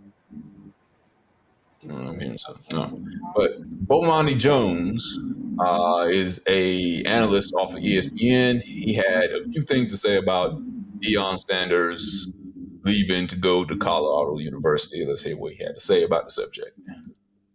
Other HBCUs spent the last 35 years telling us there ain't but one Deion Sanders. And now he's telling us go find somebody else to do what Deion Sanders does. You can't have this both ways. I don't judge him for taking the job at Colorado. They probably increased his salary by something like 15 times, right? I totally get that. It all makes sense. But what he did was something that college coaches do all the time, which is you have to sell people 4-year, 10-year plans when your plan is always 1 year at a time. That's the only way that you could really pull that off. And so he came in and he sold a long-term vision for what was going on at Jackson State, but his goals and ambitions were always to be a Power 5 head coach. My take has always been he went to Jackson State primarily because he wanted to be a head coach, but didn't want to ever be anybody's assistant coach. So he had to find somebody that would give him a job and make him a head coach, and so he could have that on his resume, and then he could take that to try to get the job that he actually wanted. Jackson State was the place that could do it, and he did a lot of good work while he was at Jackson State. But all the bigger, grandiose notions of what he was doing for somebody else, no, it was what it always is. He did it for Deion, and that's fine if you don't tell us that you're trying to do this for somebody else. But can he do both? Can't he go to a program and be there for 3 years, only have 5 losses like he did, and bring the attention. Maybe the next person won't be, prime time. They won't be as charismatic as he is, but he still did bring attention to it. And what I've seen from the athletic director and other people is they were grateful for him, and they talked about him going on, and something he signaled because of the financial disparities here. No, he's very good, but I think the magnitude of the financial disparity is so much greater than anybody realizes. I think the magnitude of the financial disparity between HBCUs and other FCS schools, the smaller division in Division I, is bigger than people realize it is. So there's room to criticize him for the way that he has left and for the fact that his initial rhetoric is not in line with his ultimate decision. What would you have him do? What would you have the man do? Oh, well, I wouldn't have come in the first place and said that God sent me here to fix HBCUs, and God decided that in the middle of it you were supposed to leave, right? I mean, like, the thing I've said is maybe God wants 10% of $5 million and not 10% of 375. If God can do math, I can understand why it is. He sold a dream and then walked out on the dream. People have the right to be critical of that. I also would have taken the job that he took at Colorado, right? It's not a judgment of the fact that he took the job, but this is not in line with what he told us for all these years. Okay. All right, we're back. Can I just say one thing really quickly and then I'm gonna shut up? Hold on, just for a sec, Okay. Raz, it's something in your background. Because when I hit mute on yours, and I hear it. And when I hit mute on yours, I don't hear it no more. I'm sitting in my living room by myself, no TV on, in the dark. I don't know. Everybody was on mute, and when I hit mute on yours, the noise is bad. What it sound like? I don't know. It sound like grumbling or something like that. Is it something like an ultrasound? Yeah, it does. Really? Don't say an ultrasound. First of all, don't do that. Oh, that's what I. Okay, first of all, I'm done. We just talked about this. Man, listen, it's red, baby. No, it ain't. Don't you put I'm that trying baby to see. Look, it's your baby, and listen, I need help. No, Are you still here? Damn. Yeah, it comes in and out, but we might be able to talk over it. I don't hear it down. Can you hear it now? No, I don't hear it Okay, now. it's probably my headphone. Drive safely. Okay. It probably was my headphone. I don't know. Sometimes it trips. Yeah, or the ultrasound, 102. Okay. I'm already a single parent. Okay. It's Jesus. So, again, the subject matter is Deion Sanders leaving for greener pastures. $300,000 Jackson State to go to Colorado State.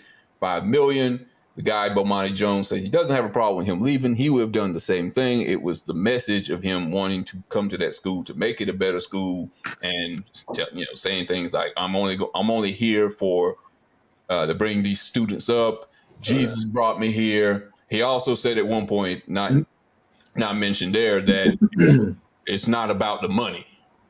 All right, and so he's doing it for the students. So leave it or medicate it. Do you have a problem with Deion Sanders leaving to go from Jackson State to Colorado University with the method he came to Jackson State and leaving? Do you have a problem with what he did? Because a lot of coaches actually do that. It's not something new. A lot of people will tell you what you want to hear and say, "Hey, I'm here for the long haul." And then the small schools are really just a stepping stone, because let me also put some information in there. There has never been a black coach who has won on that level, College One level, won one of those big bowls. I can't even think of the name of it now, but won highly on the college level at Division I. There's never been an African American coach that has won big on that level. Is basically what I'm trying to say. And this could mean big things if he goes to this school and he's able to replicate what he did at Jackson State. But again, I don't think Bomani Jones has a problem with what he did. It's how he did it, the message he gave to the kids. And we already know that HBCUs are struggling and they don't get the financial means they need to keep up with Division I schools. So with that being said, Elsie, I'll go with you first. you tell me. You get this is leave it or medicated. You get a minute on this one, Dr. Lamar. Get a minute on it. All right, wait. I'm gonna set my timer. You know, I'm long story short. Right. Well, what also just a reminder, you get a minute on it. Once everybody goes, then you're free to, talk for however long the show lasts. Maybe not that long, but yeah, you know what I'm saying. But with that being said, LT, I'll let you go first. Do you want to leave it? Do you have no problem what Dion did to get to the next level, or do you think he was wrong? And if you think he was wrong, how would you medicate the situation? I'm gonna medicate it. He's gonna medicate it. Tell us why. Are you ready? Go! I'm gonna medicate it, not for Deion Sanders, but for anyone who doesn't seriously and honestly care. Because I'll be honest with you, I don't even know which Jackson State we're referring to. I don't keep up with football. I don't keep up with college football. It's not like I went to Jackson State or the state that he's or the university that he's about to go to coach. It sounds like he got a promotion. I'm gonna be honest. And for HBCUs, this is a knock, and I do understand the importance of having a black athlete coaching at that school. Let's get more. Like, instead of hating his progression to another school, let's have another. We have other black athletes. You know, let's get them in positions to be the next coach at these places. I don't have a stake in this either way. Like, this man getting a different job doesn't. I'm not even a Cowboys fan. I don't give a shit. Okay. All right. Dr. Lamar, what do you want to leave it? You have no problem with his methods of using that school as a stepping stone, or would you have done that differently? Do you have a problem? If you have a problem with it, medicate it and tell us what you would have done. No, well, I went to school in Colorado. That was the cool thing, right? So, but I went to Colorado Tech, and to be honest with you, it's actually, it's really good out there. Like, I graduated, it was like 600 students. It was 2 blacks in the whole line. You gonna leave it or medicate it first though? You gotta tell us. What does that mean? Michelle Leach. You say you're gonna leave it? No, I got something to say. What does that mean? I missed the rules. Oh, explain it to her. Leave it. I'm gonna give you a minute to talk. Like, he had a minute to talk. Basically, leave it if you don't have a problem with how he used the school as a stepping stone to get to greener pastures. Medicate it if you have a problem with him making all these promises to the school and then leaving. And if you have a problem with it, medicate it. Damn, I forgot he did say God chose him or some shit, right? Yeah. Damn, I forgot that. Damn. Hold on. All right. Be quiet, Trent. It's not your time. I know. I can't wait till we get to the foreign part. Let's go, y'all. Me too. Yeah, I'm gonna need some more time because I don't have a problem with it. Okay, so you want to leave it? Yeah. Okay. Tell us why. Go. Well, first of all, he did say all those things, but he made good on them promises. He actually came out of his pocket for a lot of that stuff, for jersey, suits, and cleats and everything else. Yeah, he might have called in a couple of favors, but guess what? He was networking, and he didn't say that. He said, "Yeah, God sent me here, just like God sent us to jobs." He left the school. He didn't leave black people. I've done the same thing where I'm like, no, you know what? I'm gonna stick with my people here at this job. I'm not going to move. But at the same time, people don't realize Dion taking care of like 3 households. He has children. He has adopted children, everything else. Like, what is wrong with that? I just didn't understand it. Like, stop putting so much emphasis on man. He did what he said he was going to do. Oh, that's my cue. I can't get 60 seconds. I'm breathing. That's 60 seconds. I'm breathing. It's that hemp. Yeah, it probably is. Oh my It's that hemp, right? Yeah. I was like, let me turn the camera on. And I was like, it came out in the front. Looked like it's gray now in the front. All right. See, Sparky, I'll let you go next. Do you want to leave it or medicate it? I'm gonna leave it. All right, tell us why.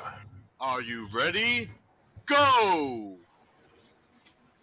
Because one of the reasons I think that people really have an issue with him leaving is because, like they said, he said that God brought him there. But God can take you a place for a season. Just because God brought you there doesn't mean that it's necessarily forever. God will bring you into one thing, and God can also move you into something else. The one thing I did find interesting about it was though that his son, of course, is his starting quarterback now at Jackson State in Mississippi, and he also said that his son is going to be his starting quarterback in Colorado. So not only is he leaving as a coach, he's also taking the team starting quarterback with him to go to Colorado because he indicated his son's going to play for him there. But I do believe that he made good on the things that he said he was going to do. He took the team to an undefeated season. Like, what more do they want than an undefeated season? He has set them up for success, and they can move forward from where they're at right now with him there or with him gone. Okay. All right. Crazy. You want to leave it or medicate it? Leave it. I'm gonna leave She it. wants to leave it. All right. Tell us why. Are you ready? Go! Well, it's just like when you're at a job, right? You're in this position and you train for a higher position and you get promoted. More money, more opportunities. And I don't have a problem with him going somewhere else. They showed him the money and he wants to go on and do other things. Now let somebody else take that position, just like a job. When you want to move up, you go to a higher position and somebody else that wants your position take it and might do better things than what you did. So I don't know what's the problem. I mean, they offer him more money. Who's not going to take that? He did a lot of things for the school, and maybe somebody else that comes along will follow his path. And that's it. Cut that clock off. I'm finished. All right.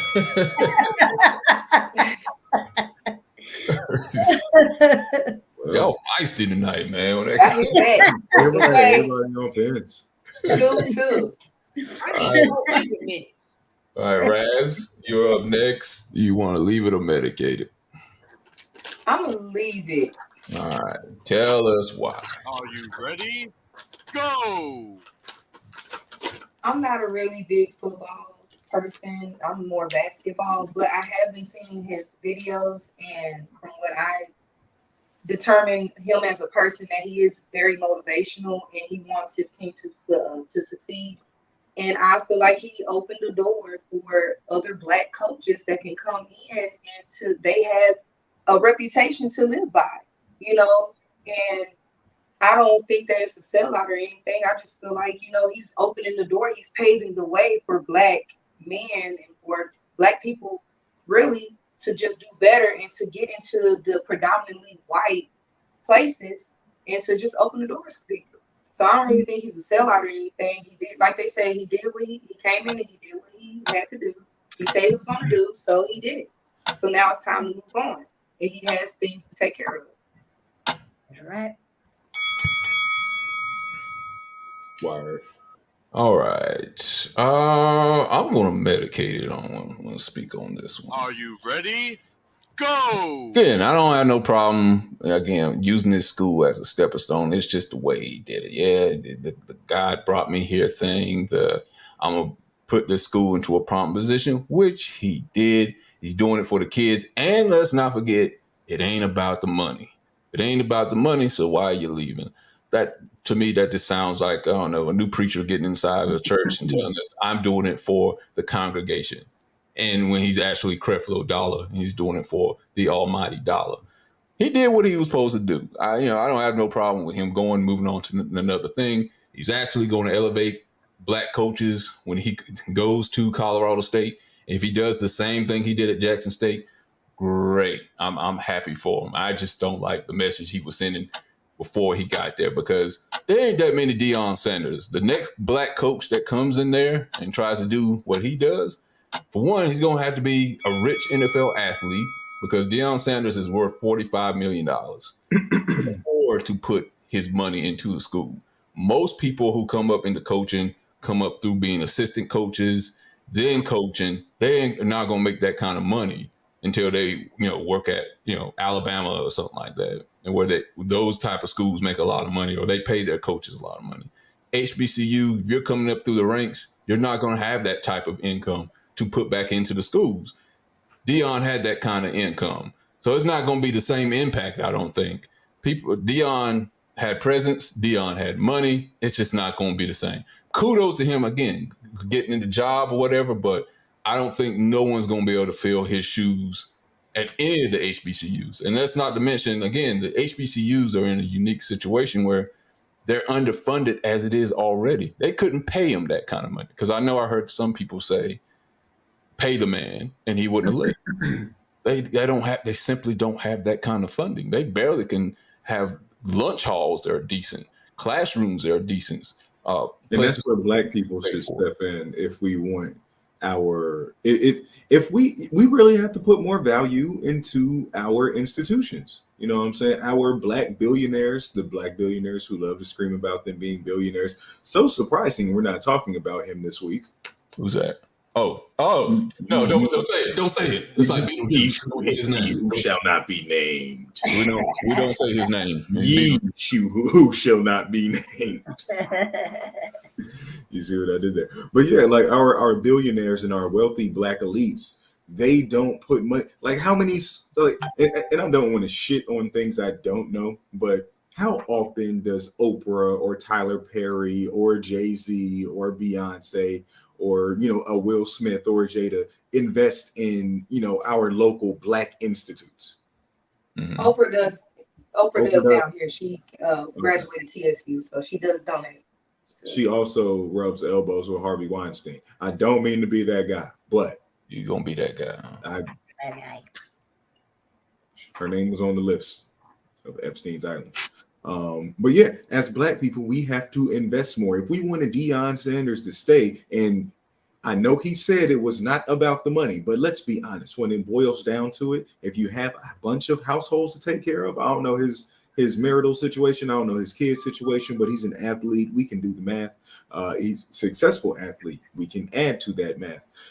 His lifestyle is probably like that. It takes a lot to run it, and to put his son. We're also talking about not only the preservation of himself, but the preservation of his legacy, the preservation of his family. He's trying to make sure his son is in the best position to succeed as well. And if you're saying these Black institutes, their classes aren't as up to date as they should be, their programs aren't as up to date as they should be, then I need to get my child, who I want to have the best of things around, or I need them to have the best surroundings in order for them to thrive and succeed. I need to get them to the best institutes possible. It's a shame that those are not what we consider to be our HBCUs. We need to make it that. We need to invest more in them. We need to donate. We need to raise more.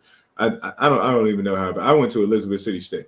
That is one. That's an HBCU, but that is, yeah, it needed funding. It was not funded at all. I mean, it could be opening the doors, because at the end of the day, because there isn't enough resources at Black colleges. I was gonna mess it up. I'm sorry, but it's not that many resources. So why not take over what the white people, is investing in, and then it's going to open the door for Black people to just be there. So why not?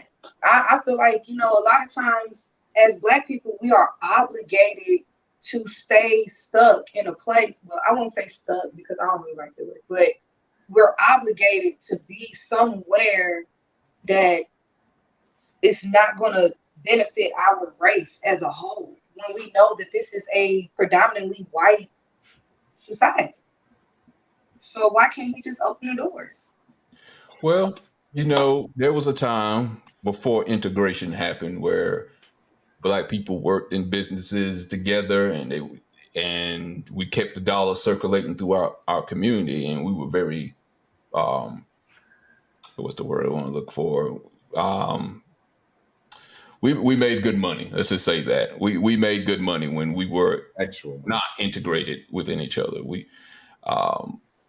back Tulsa, Oklahoma, as people probably have We heard that. made money. We spent our money with each other. Right. Which we should be doing now, you know. What's And that?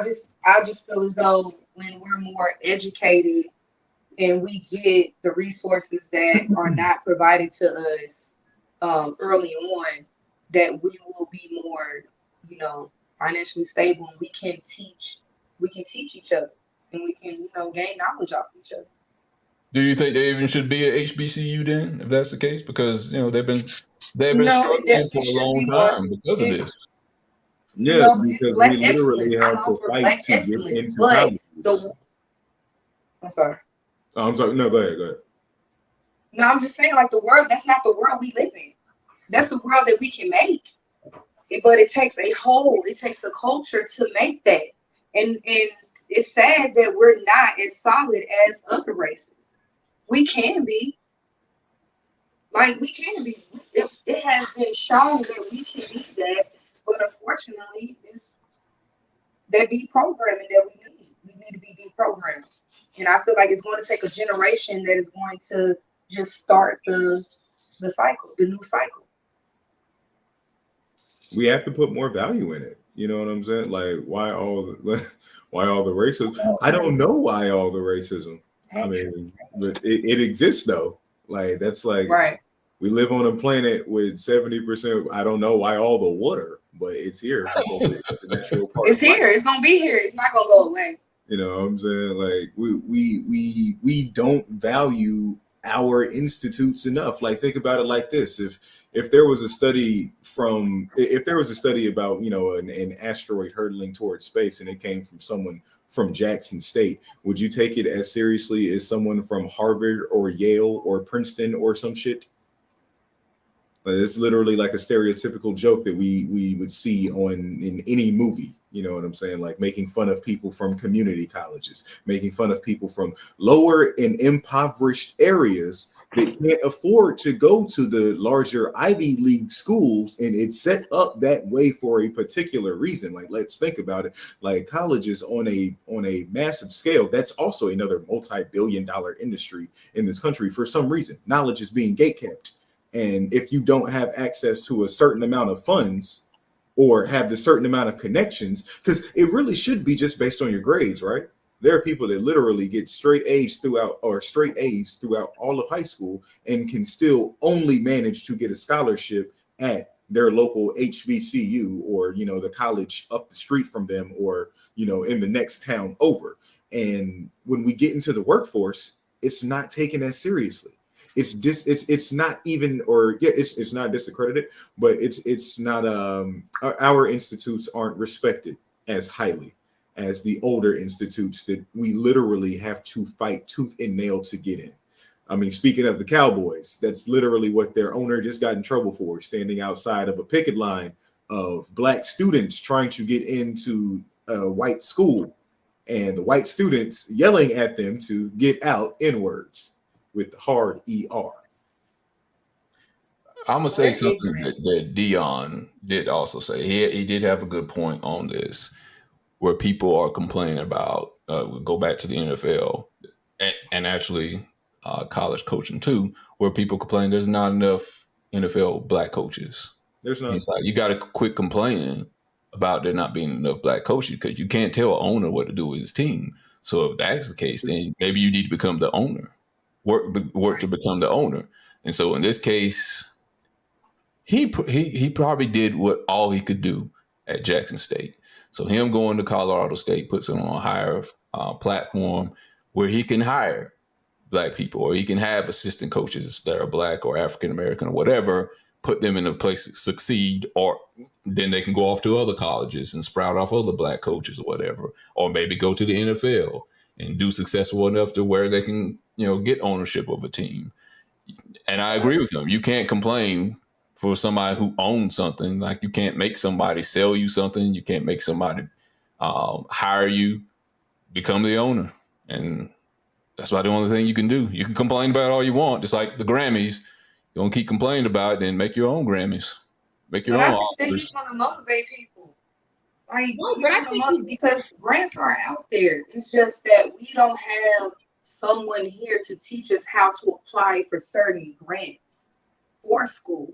So there's plenty grants that you can write an essay, you can do a video, you can do all of this extra other stuff.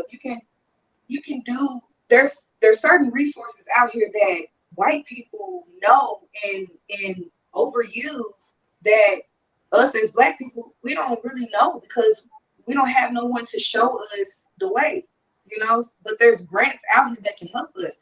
And you can motivate somebody and be like, you know what, that's the coach that I want to be under. So let me go ahead and try my hardest and do what I got to do so I can be with that coach. Right, but you know what? I think, and I want, and this is alleged. I'm waiting to see, but I think Deion's bringing like 4 coaches. I think he's bringing one out of the University of Alabama, and he's bringing a couple others. But so here's the deal, right? My mother, and I've said this probably not on this platform, was born and raised in this probably the second or third poorest county in the whole U.S. in Alabama, right? And I mean, when I say country, so you're right. Like I didn't have it where I had someone say, okay, you need to fill out this college form, that college form. Like she worked like 2 or 3 jobs, right? But what happens is sometimes we have to get out of our comfort zone. Right now, we have the best opportunities because we have these platforms. We have podcasting. That right there opens so many doors for us. We have to get out of our comfort zone. And sometimes, even for me, like, and Preezi, we, kind of talked about this on her platform. Like, I was so embarrassed for somebody to call me doctor, right? Because I don't get invited to the cookout anymore. But I'm the same person. I'm really the same person. Like when you come to my house, like the other day, I'm mad. My friend comes, what are you mad for? Because they stopped the neck bones that got high and I want some for my beans. Like I am like that, right? But sometimes our families may not know, the people in our circle may not know, but you got to go out there and you got to get it. You got to, when I first started school, we didn't have the internet. You know what I mean? We didn't have people we could ask because, again, it was like you stay around people you're comfortable with. I don't even want my daughter to be like that. Like, I want her to know other people. I had someone tell me yesterday, like, why are you, you don't have enough, you don't have Black people on your show. I was like, well, I guess you haven't looked at my episodes. Like, are you kidding me? 60% of the people come on my episodes are Black, but I need to venture out because I need to open some doors for my daughter. Tupac said at first, he said, I'm going to keep knocking until somebody open that door. It's just a matter of asking a question. And Black people, to me, are the smartest on this earth, but we have to invest wisely. Education is not just in a book. I have family, I have friends. They'll be like, I'm gonna go buy this weave. I'm gonna go buy this, I'm gonna go buy these Louboutins. Go take your kids to a freaking museum. Some of it would be free. Hey, go take them to a museum. Google. Like our kids now, so many things are accessible to them that was not for us. Right. We couldn't sit at the tables. We had to create our own table. But soon as one of us get ahead, guess what? We say, oh, they acting like they better. Maybe Deion's opened that door for Jackson because I wasn't even paying attention to Jackson before. Now I'm like, oh, Jackson. Sometimes it takes one person to open the door and pave the way for somebody else. You're Black. Right. We know we're Black because guess what? Every day we look in the mirror, we know we're Black. We ain't changing. We're just trying to open the door for somebody else. That's it. And elevate. Yeah, that's just it. To elevate. Yeah, we want to why can't he be at a predominantly white school? You know what I'm saying? Like people, it's like Blackness. Right, and you know what? They ain't telling you about when he got robbed when he first got down there. They robbed that man for everything he had except his jewelry.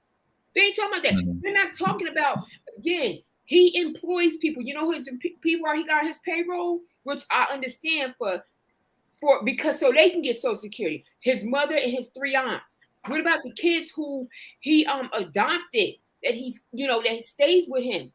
What about that? You know what I mean? Like our Black boys need men because so often we have mothers and women. Not that it's a bad thing raising our boys. What about that? What about these kids I'm seeing crying like Coach Prime? Thank you so much for what you've done. Like give this man a break. Isn't that an argument for him to stay there? You know HBCU. what? Sometimes, honestly, I understand where he's coming from, but he did a couple press comments. I understand because you know what? By him going on, he's now opened the door and he's giving Jackson the blueprint. It's nothing wrong with moving on because Yep. guess what? Now other people, like I said, it was only 2 of us in my class. Now I find out it's like 50 of them because honestly, those schools in the Midwest are a lot cheaper and you get the same education as elsewhere. My bachelor's degree only cost $15,000. That's a steal.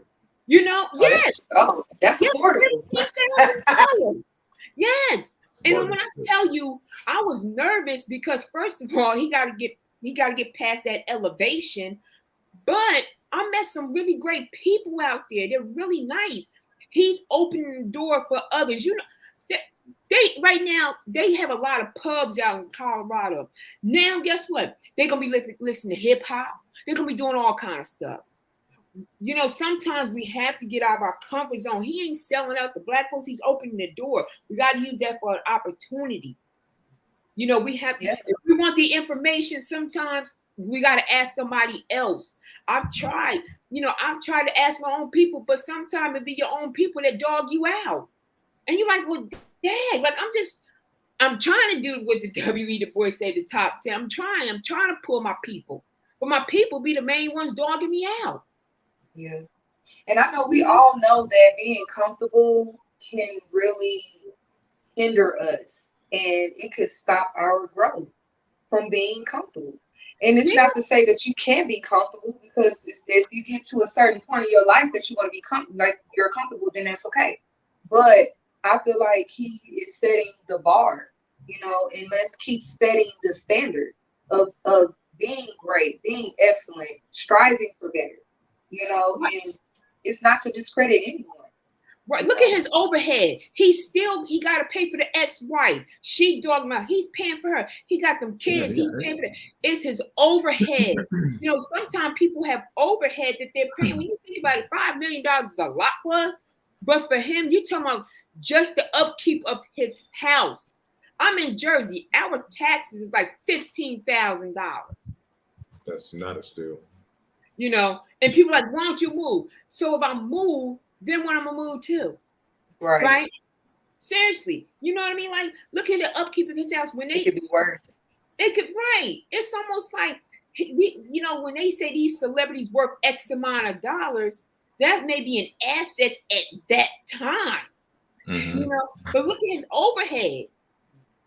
Especially, you know, sometimes when one or two of us get ahead in our family, then everybody depends on us. We can't afford to get sick. Right. You are the foundation. So if you're not good, everybody connected to you everybody's going to be good. Right. And so if he was, you know, us a better salary, he could donate to, you know, that college. He could do a lot more things because he's bringing in more revenue. Right. And you know he probably is, but like I said, right now, like if for benefits, just say for our benefits, right? My medication per year costs $200,000. I know for sure it takes $5 a pill to make that stuff. I work for the company. If I get sick and I don't have benefits, guess what? I'm dead. You know what I mean? Right. Think about stuff for people like that where you got to take care of your mama, your 2 aunts, they're elderly, not ugly, you know, they're older. If something happens to them, you got to pay for that out of pocket. You know, I mean, you know, like I said, I'm not going to dog because again, you know, sometimes we don't know everybody's situation.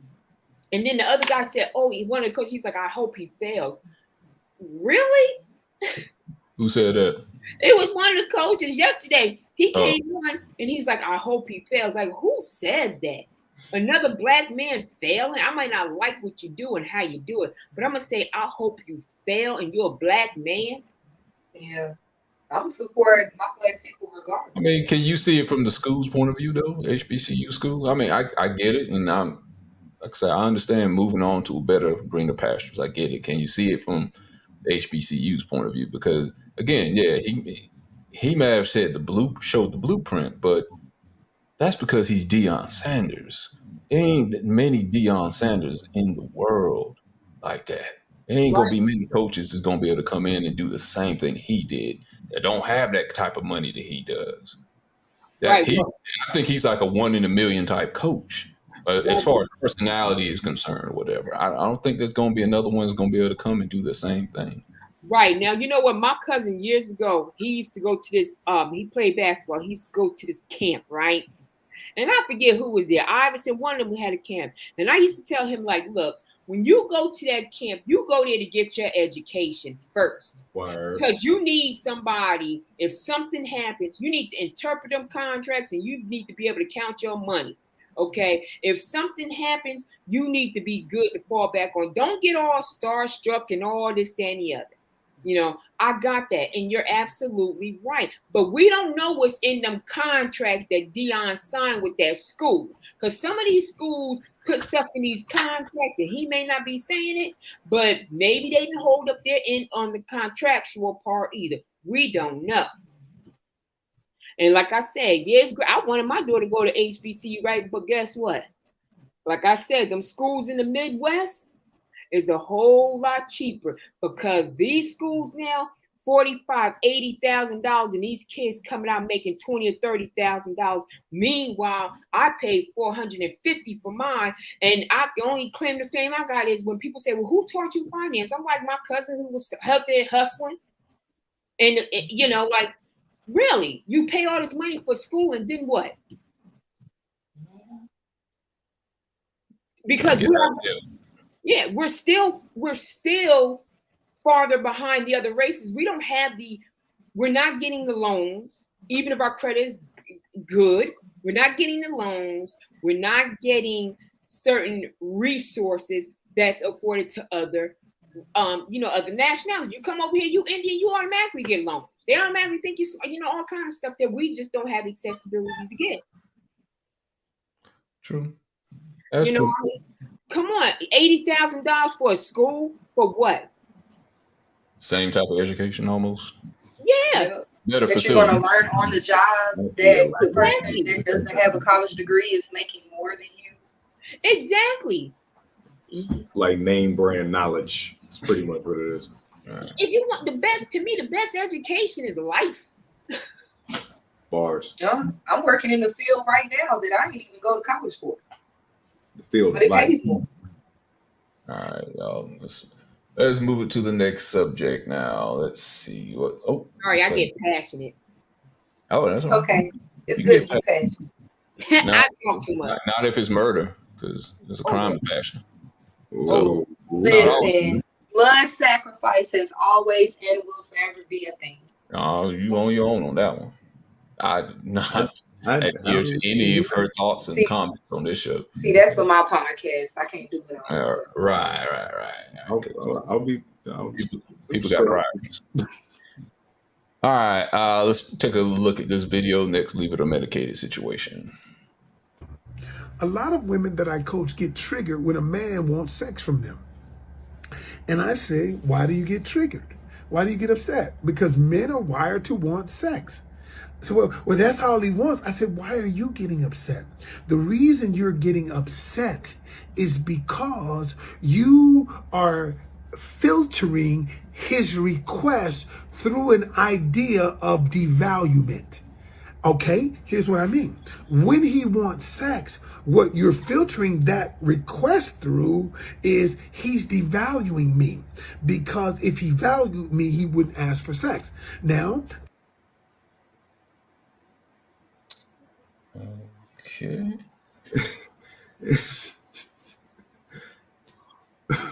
So, all right. So, leave it or medicated on that one. All the women disappeared for a minute.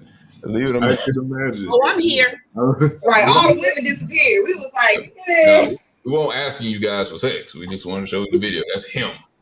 So,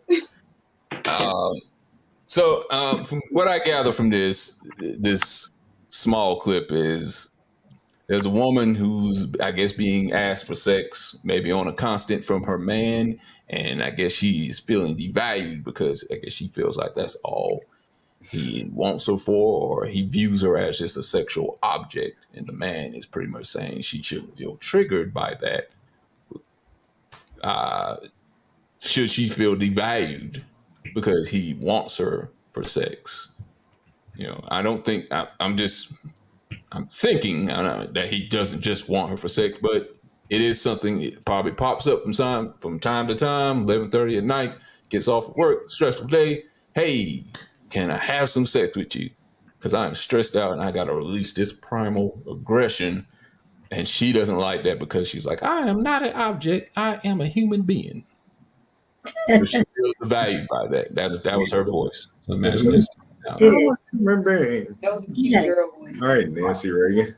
All right, that's Nancy Reagan. All right, I'll take that.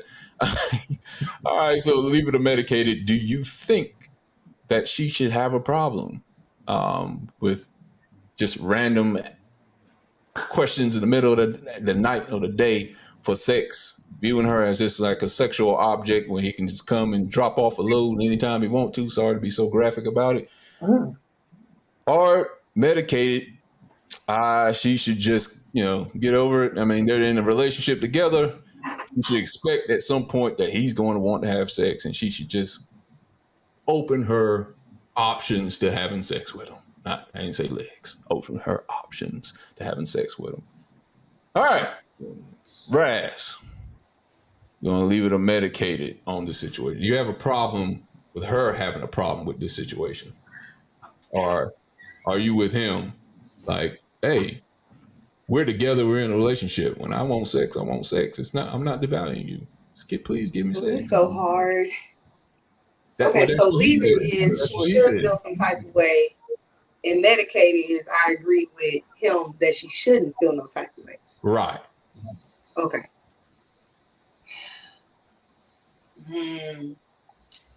I'm a medicated. Okay. Tell us why. Are you ready? Go!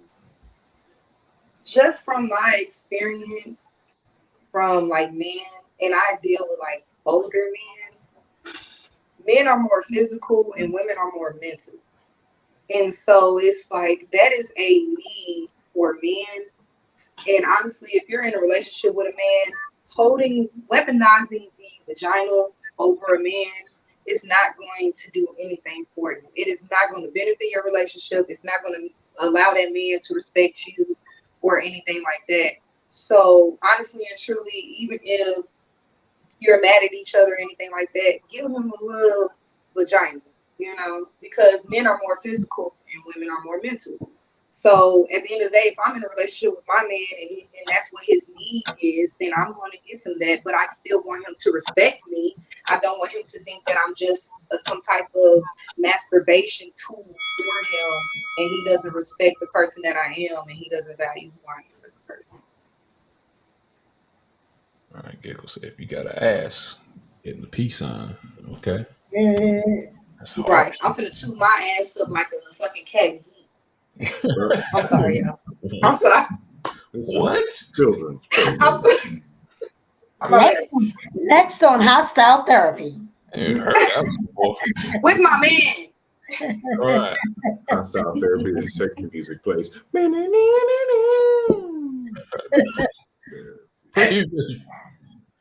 Crazy. I agree with her. No. Oh, I gotta wait till you go. Wait. I'm trying to, but Raz, messed up. Yeah. All right. Preezy, you want to leave it or medicated? Leave it. You agree with what the woman thinks about this, that she feels devalued from him just asking for sex, or medicated, you agree with the man that she shouldn't feel devalued. It's just a natural part of him. I want to meditate. You want medicated? No, meditated, and all right. Ready? Tell us why. Go! I agree with Roz, but what I want to say is sometimes you may not. What if you don't feel good yourself? What if you're going through something and you just not feeling well? Maybe you didn't have a good day, and that's not what you want. So it's a catch-22. I mean, you should please your partner, but there's times when, as women, we don't feel well. We don't feel like doing it, and it's hard. I mean, That's what she's saying. I don't know that you have to have a great communication with your partner. They really got to understand you. That's how I feel. I mean, yes, you want to make them happy, but what if I don't feel good? Just like that, just like it again. Just make it happen. Yeah. Just make them happy. Make them happy. Make them happy. All right. Just make them happy. All right. Let's see. Sparky, you there? I'm here. All right. All right. What you got to say on this? You want to leave it unmedicated? I'm a medicated, I think, if I think I heard you correctly. Okay. Leave it if you agree with the woman feeling devalued or, being there for sexual purposes for her man, or medicated if you are with what the man is saying, like, no, you shouldn't feel devalued. It's just a natural part of me to want sex, and you should. Okay, well, one thing was when you played the video, I didn't hear them say that it was her man. I just assumed that. Now I added that to the context. And the only reason I say that is because it's a different situation. If your man is asking you, if it's your man asking you one thing for sex, and if it's somebody else that you're not in a relationship with. Yeah, I would feel like in this situation it had to be her man. I mean, I could be wrong, but that's how I read the situation. It would be her man in a relationship. Okay, I've seen this question pop up before with someone else, so I felt it must have been in a relationship for her to feel devalued. I didn't think it was like somebody on the street asking for sex. Gotcha. But before the purpose of this, we'll put them in a relationship. Okay. Okay. So, all right, I'm leaving it with feeling devalued. Okay, tell us why. Are you ready? Go! Okay, so I hear the whole take care of your man or make your man happy or whatever. But if I'm not feeling you emotionally, or if we got something going on, or if I'm tired, or whatever the situation may be, I'm not going to feel like I need to give of my body when I don't want to give of my body just to make you happy. I mean, I get the whole give and take, being there for your spouse, and and all that. But if something is going on where you just you don't feel comfortable, you don't want to, whatever your reasoning is, both people should be able to have that option. And if you ask me, you know what I'm saying, if it's that you have to ask me for the sex, it's like, well, dag, is that all you want from me? You can't lay next to me in the bed without having sex with me tonight? Nope. And if that's the case, that's gonna make me feel like you just wanting me for that. You should be able to spoon with me. We should be able to have, maybe intimate things, but not necessarily have sex. We should be able to kiss, hug, whatever, but it shouldn't have to go there if I don't want it to go there. And you asking me or trying to press me to make it go there, yeah, that's gonna make me feel some kind of way. Yeah, I'm more than just my box. I agree with her. Okay. Yeah, I'm more than just my box. So if that's all you can ask me about and deal with me for, then nah, I'm not feeling that like that. You got to be able to take the good with the bad, and when I don't want to give it up, I guess that's the bad. So take the good, you know, you have the facts of life. That's for real. And if a woman is giving it out like 365, her shit gonna be stretched out. Then he gonna be too much out. So you know what I'm saying? He wanted to keep it tight, and so moderation in all things. Yeah. So yeah, nah. You don't feel good. That's what I'm saying. That's what I said. If you don't feel good, you got the right to say no. Hell, the answer is no. Hell no. Nah, not tonight, bro. We have our not days tonight, too, and we don't feel well. We have a busy. Yeah. What if he don't feel good one night? What if he don't feel good one night and he can't perform? Is he to feel some kind of way? Yeah. No, I got do that all the time. Women do that all say the time. what? Women do that all the time. What all the time? You can't get it up. Oh, you ain't a man and stuff like that. You need to go take some pills or something like that. Women get mad at men all the time for that. Some women, I'm sure, may get mad at men. Some women, not all women, are gonna degrade her dude just because he can't necessarily go the mile or can't get it up or whatever. You know what I'm saying? When she get older, her shit might not get wet like that. So, you know what I'm saying? Everybody go through their own whatever when you go through different hormonal things and different things like that. So everybody need to keep it in their lane and be respectful with their partner, and not be dragging them because whatever isn't or can't happen. That's the main thing. Be respectful of your partner. And then doing that, if you being respectful of the person that you with, y'all be able to work out the whole I don't feel like it tonight or whatever. Because you're gonna be respecting what your other person, what the person got going on. All right. All right, we'll come back around. Let's let Dr. Lamar go next. See what she got to say on it. You there, Dr. Lamar?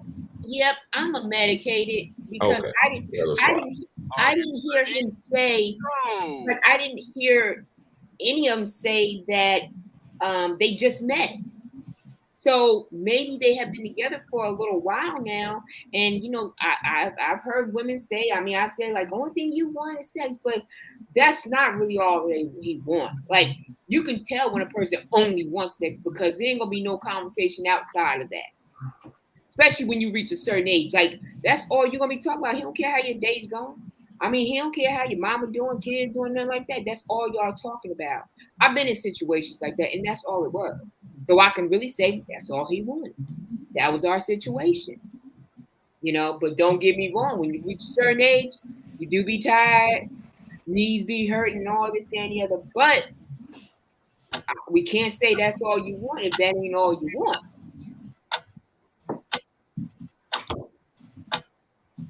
Oh, she stopped ahead of time. All right. Well, look at me. Come on, you beat the clock. What? No. Look. Don't come for her. Look, everybody stop. Mr. Five Blades. All right. I'm gonna medicate it. Here's one. Are you ready? Go! I think if anything, and this is just the difference between men and women, I think if anything, he's valuing her because a lot of guys, if you're getting in a relationship, and it's harder for a guy to be monogamous than it is for women because we're more visual when it comes to that. When he got with you, he's pretty much saying, I am going to promise you monogamy. And if you can handle my sexual urges for as many times I need it, I'm going to promise monogamy with you, whether relationship or marriage. Are you able to handle that? Again, this is things that couples got to talk about and hash out before they jump the broom or do any other things they got to do. You got to know what this dude's sexual rate is. Can you keep up with him? If you can't keep up with him, then maybe you two shouldn't be with it. Now, I'm not talking about, health concerns or anything pop up or, something changes later on down the road. I mean, initially anyway, because I think this is, again, I'm putting it on there. This is a fresh new relationship. He's valuing you because he's not trying to give it to anybody else. He doesn't want to give it back. He just wants to put it with you. He's not devaluing, thinking you're just a sexual object. It's no different than, of course, again, sex is different for guys. We value it more. We want it more. But if you want to cuddle with him one night and he just tells you no, you're going to feel a certain way. It may not be because he's sick or tired or anything like that. You just don't want to cuddle, but you're going to feel a certain way. Understandable. You want to cuddle with the person you're close with. And sex to him, and a lot of guys, is almost the equivalent of that.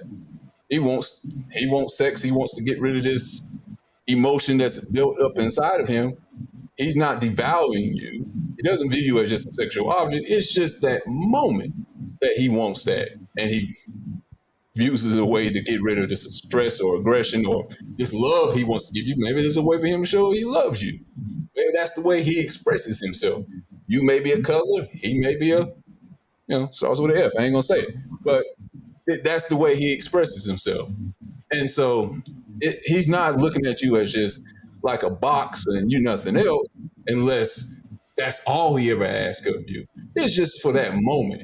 If all the other moments, the only time he ever comes to you, 2 o'clock in the morning, 3 o'clock in the morning, and that's all he asks of you, okay, yeah, he's all about the sex. But hopefully if you're in a relationship, it's more than that. It's just at that moment when he needs it and he wants it. No, I don't want him to rape you or anything. Let's say grape. I don't want to say the R word. I think Yeah, too late now. But great. yeah, he doesn't want to take it from Great. you, but he does want to remain monogamous. That you're the only person he wants to give it to and have it from. So he's not asking you and thinking you as you're just a, an item off the store you can just buy and just get rid of at any time. He does value you because he is only giving it and wanting it from you. And I understand how that can come across as he's viewing you as just an object. But if he's only asking you of it and it's one of his primal needs, it's like you have primal needs, not just cuddling, maybe paying the bills. It could be something. It's just as important for us. It's number one on the list for us. We'd rather have sex with you than keep the lights on. That's how high it is on the list for us. It may sound stupid coming from us, but that's what it is. It's high on the list for us. It may be like number 4, number 5 for you guys, but it's high for us. And that's why I don't think he is devalued. He's actually valued higher than anything else. How a woman know that she's the only one he's asking the I ain't sex? even get to go. I ain't even get to leave it to medicate this shit. Did you? I'm sorry. I thought you would. I'm sorry. I was gonna speak for you, friend. I thought you went first, man. I was about to say, oh, so now you want to let the best go last. That's what you... That's what it was. I'm sorry, man. I was I like, thought you now went you first. I'm want to run sorry. this? It's all the Christmas lights he has in the background. You usually can't I told you, it's not Christmas lights. Jesus was not born. These are Muhammad lights. No. Sorry. All right. Oh, what you want to do, man? Did you want to leave it or medicate it? My bad. I'm gonna medicate it, but yeah, it's real. Yeah, I'm gonna medicate it. Boom. I got it. Go! There's like before any actual fucking gets done, there's a lot of mental fucking and mind fucking that goes into it. Because again, just like with what Sparky said, I didn't get the indication that these people were in a relationship. Because people aren't just apprehensive towards marriages anymore; they're apprehensive towards relationships in general. So to me, I thought this was literally just I'm swiping left or swiping right. I can't remember. I haven't been on a dating site in years. I'm swiping whatever on a dating site and I'm talking to people. I'm in the DMs, as kids say. I'm in the DMs, and you know what I'm saying. I'm seeing what's good, what's to it. You know what I'm saying. I'm seeing what's the moves on the box, as also so eloquently put it down. And I didn't get the indication that this is a relationship, but if it is. Yeah, why do you want pussy that you have to ask? Like, if you have to ask and the person says no, there was mental fucking going in the asking, like, why are you triggered? Like, he kind of told them, you're triggered by this because you're filtering it through a lens of feeling deep. You kind of just told them why they feel a way that they feel. You don't even know it. And it's all because you want sex from them. That's how you're going to solve the way you're feeling. And you, in the act of telling them you're not devaluing them, you're kind of devaluing them a little bit, because you're telling them how they feel and saying that you shouldn't feel this way because it's just your female brain is just filtering it through this lens. So lay back and give me those options. It is though, because it's different. We view sex differently than women do. Most guys. It's not a devalue unless that's the only thing he ever asks if they're in a relationship. That's the only thing that he's devaluing a girl. I think we need to see that video again. If someone asks you to do something and someone asks you to do something and you say no, and they continue to ask you, are you going to do it with that much enthusiasm? Like, do you want the sex after the person has said no? I kind of don't feel like the sex right now. It's not going to be.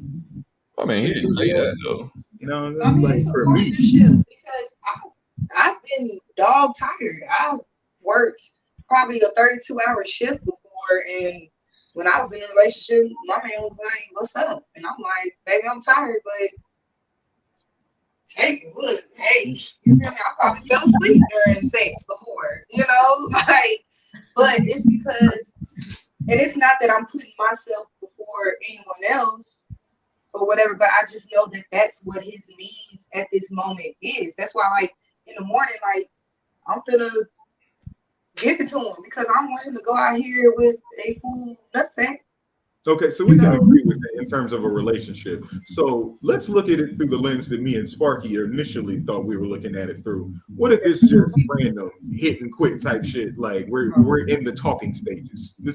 We're both single, and this is a man and a woman, or a man and a man, a woman and a woman, trying to, what I'm saying, trying to figure out, hey, can I get some pussy? Can I get some dick? How do we feel on that? Yeah, as I mentioned before, if that's the only thing they're asking for, then you're being devalued. If it's the Because only again, thing, but we more than live in likely, a if culture you're in where a we're not relationship, dating. that's Like not the nobody only is thing you're asking being for asked of. I'm talking about in the moment that they want sex in the relationship, they're valuing you instead of going to search for it somewhere else. Right. I mean, again, these are And they things can that you easily iron do out in that. the talking stage. Like these are things you figure out when you're just texting, when you're in the DMs, as the kids say.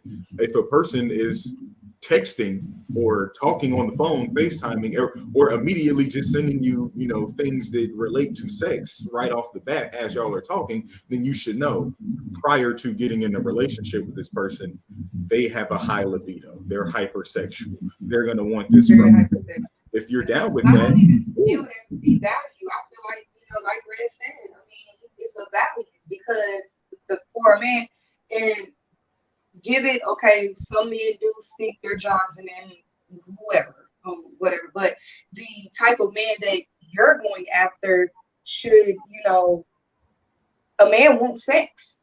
That's his initial thought when he looks at a woman. It's like, dang, this woman is beautiful. She's sexy or whatever. So honestly, if he is even aroused or attracted to you sexually, I think that, he's valuing you. But like he said, if that's the only thing that he wants to do, if he's not texting you saying, do you need house supplies?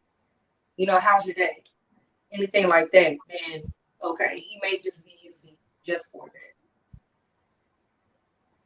I didn't hear him I didn't hear. We don't know probably the backstory or like their whole relationship. That's why I said we need to see that video again yeah, because and I so didn't catch real all quick, that from the video. The video doesn't say they're in a relationship. Remember, I said I'm Just adding that context to that. Right, but because it sounded like he was trying to mind fuck her and manipulate her into some. But I'm gonna be honest. It sounded like some shit. But this is a real life situation, though. I've heard people say this before that they felt devalued because their husband or boyfriend constantly asked them for sex in a relationship. So that I added that But context. he brought. I'm saying in the video, he brought it up. It's like the only reason you're triggered is because you feel devalued. It's like, nigga, you put the word devalue in my mind. I wasn't even thinking about it. That's like, you remember I when don't feel the value when a All man Star wants thing? He was to like, his text is in my inbox and saying, "Am sexy? I'm trying to do this. Can I eat it or whatever?" I don't feel the value. I'll just be like, I'm not gonna let him do it. But I just feel like he has an attraction to me, and men are more physical than women. So, but that's just me. I don't think he gave the backstory. I don't think we have enough information. What more backstory y'all want? I think I'm he was telling open y'all, I'm adding hypothetical. this to the context. I'm adding the context to the backstory. I know, and I was saying like the context, like we know in a relationship, it's pretty much understood. This is the Right. person I'm with. Like when Okay, so let's take it outside of a relationship then. Let's just take it as, yeah, you don't even you're complete strangers and somebody just inboxes you on Messenger and was like, that's hey, the way how I took you it. doing? Or send you a penis pic because that's what they want to do. That's what they do. They send you videos and pics out just random. My inbox stay jumping. And we were just like, oh, I want to LT, hold on for a second. LT, I think is that your mic, LT? I don't think that's me. Hold on. Go ahead, talk. I'm muted. I don't hear it now. Oh, there it is. You go ahead, talk, Raz. Hello. Hello, you reached Raspberry Snicker. Yeah, go ahead, talk. Everybody talk except for LT. Yeah, I hear it. Yeah, it's not LT. Not the culprit this time. It's that noise again. I don't know what it is. I don't have my headphones in. Hold on, let me mute yours right quick. All right, talk right quick, LT. You're Your Yeah, it's not you. government testing. I don't hear the noise no more. I was on mute. Some people. It's the ADL, Hold on. Yeah. Y'all mute again. Mute again. Raz, keep yours on. Say, can I say something? Yeah, go ahead. Okay. La la la la la la la la la la. Okay. Let's see. Yeah. I don't hear it as much now, but okay. I don't hear it at all now. That's the same noise I heard before. I don't know that's you again, Raz. I don't know that's yours or not. Listen. It sounds like you're in the wind or something. That's what it sounds like. What does it sound like? Sounds like you're in the wind or something, but you just gotta talk over it. You gotta be loud and talk over it. I don't know where it's coming from, but I don't know. Because I'm in the living room by myself in the dark. So. the dog whistling, farting, something in the background. No. We'll make it through. But we're gonna move on to the next one. The last one. Last one for me for the medicated for the night. Let me find what the story is. Let's see. Upload. Let me find the story. I guess I did not upload it. Let me find it.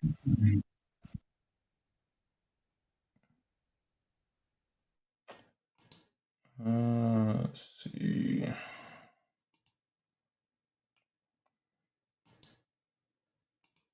Give me a second. I'll have it up here.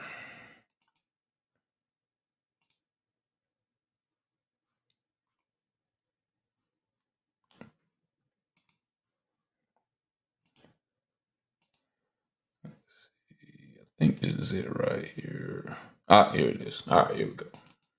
All the bad boys that I dated, I thought, you know what? Let me just date the good guy. And that didn't work out because I felt like superior to him. There was no sexual polarity. It just didn't work out because I felt like I was the boss. I felt Did you find yourself snapping on him and getting a little bit more disrespectful than you normally would? Very. That's typically what happens. Yeah. And I did things to him that I wouldn't do to Katie. And it's unfortunate because he's a good guy. He didn't do anything to me. The problem is that he didn't put me in my place when he should have, whenever that was supposed to happen. At some point in our relationship, he didn't put me in my place as the woman, as his woman, and he didn't show me that he can lead. So I felt like I was leading the entire household when it's really supposed to be him. Okay, I'm gonna play that one more time. After all the bad boys that I dated, I thought, you know what? Let me just date the good guy. And that didn't work out because I felt like superior to him. There was no sexual polarity. It just didn't work out because I felt like I was the boss. I felt Did you find yourself snapping on him and getting a little bit more disrespectful than you normally would? Very. That's typically what happens. Yeah. And I did things to him that I wouldn't do to Katie. And it's unfortunate because he's a good guy. He didn't do anything to me. The problem is that he didn't put me in my place when he should have, whenever that was supposed to happen. At some point in our relationship, he didn't put me in my place as the woman, as his woman, and he didn't show me that he can lead. So I felt like I was leading the entire household when it's really supposed to be him.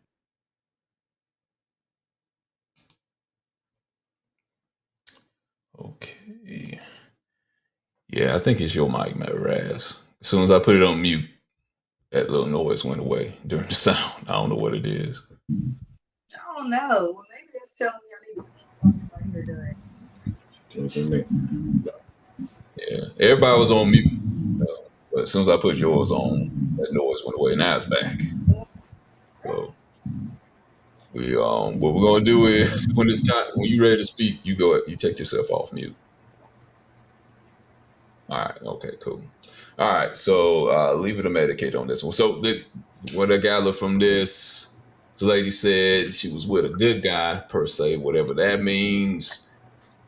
He won't do the stuff she wanted him to do to put her in her place. He wasn't a leader. He wasn't, I guess, being the head of the household. So she went and looked for it in bad guys, and they were able to put her in her place. They were able to lead her, tell her what she need to do to be, I don't know, successful for the household, whatever. She said she mistreated the good guy, went to the bad guys for to find somebody to put her in her place. I don't think in an abusive way, but just to tell her, hey, this is how this is gonna go. This is where we're gonna go. This is how we're gonna spend the money, such and such, such and such. But might have been some abuse in there somewhere because she said a bad guy, whatever that means. So leave it medicated. Do you think, if you're okay with what she said, do you think she's right for leaving the good guy and going to the bad guys to find someone that could put her in her quote unquote place?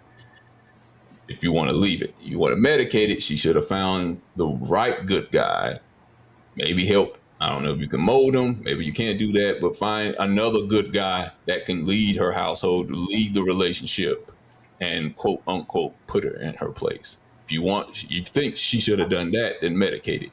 Leave it if you don't have a problem with her going to these bad guys and finding what she says she wants, somebody that will lead and put her in her place. So, Preezy, go with you first. You want to leave it or medicate it? Medicated.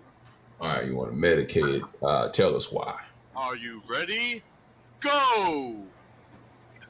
Well, basically, I guess the good guy was too passive for her, and she wanted the bad guy that was aggressive. But we don't know how they were treating her, like you said. If he was a bad guy, then it must have been something negative on his part. But I think everybody needs a balance. I don't want anybody that's very aggressive. And then you don't want somebody that's too passive. You do want somebody to take control. Maybe she's wants to be submissive, which is, I guess, that's what she was looking for. But you should have a balance. That the man should take control in a lot of things. But I don't want no thug.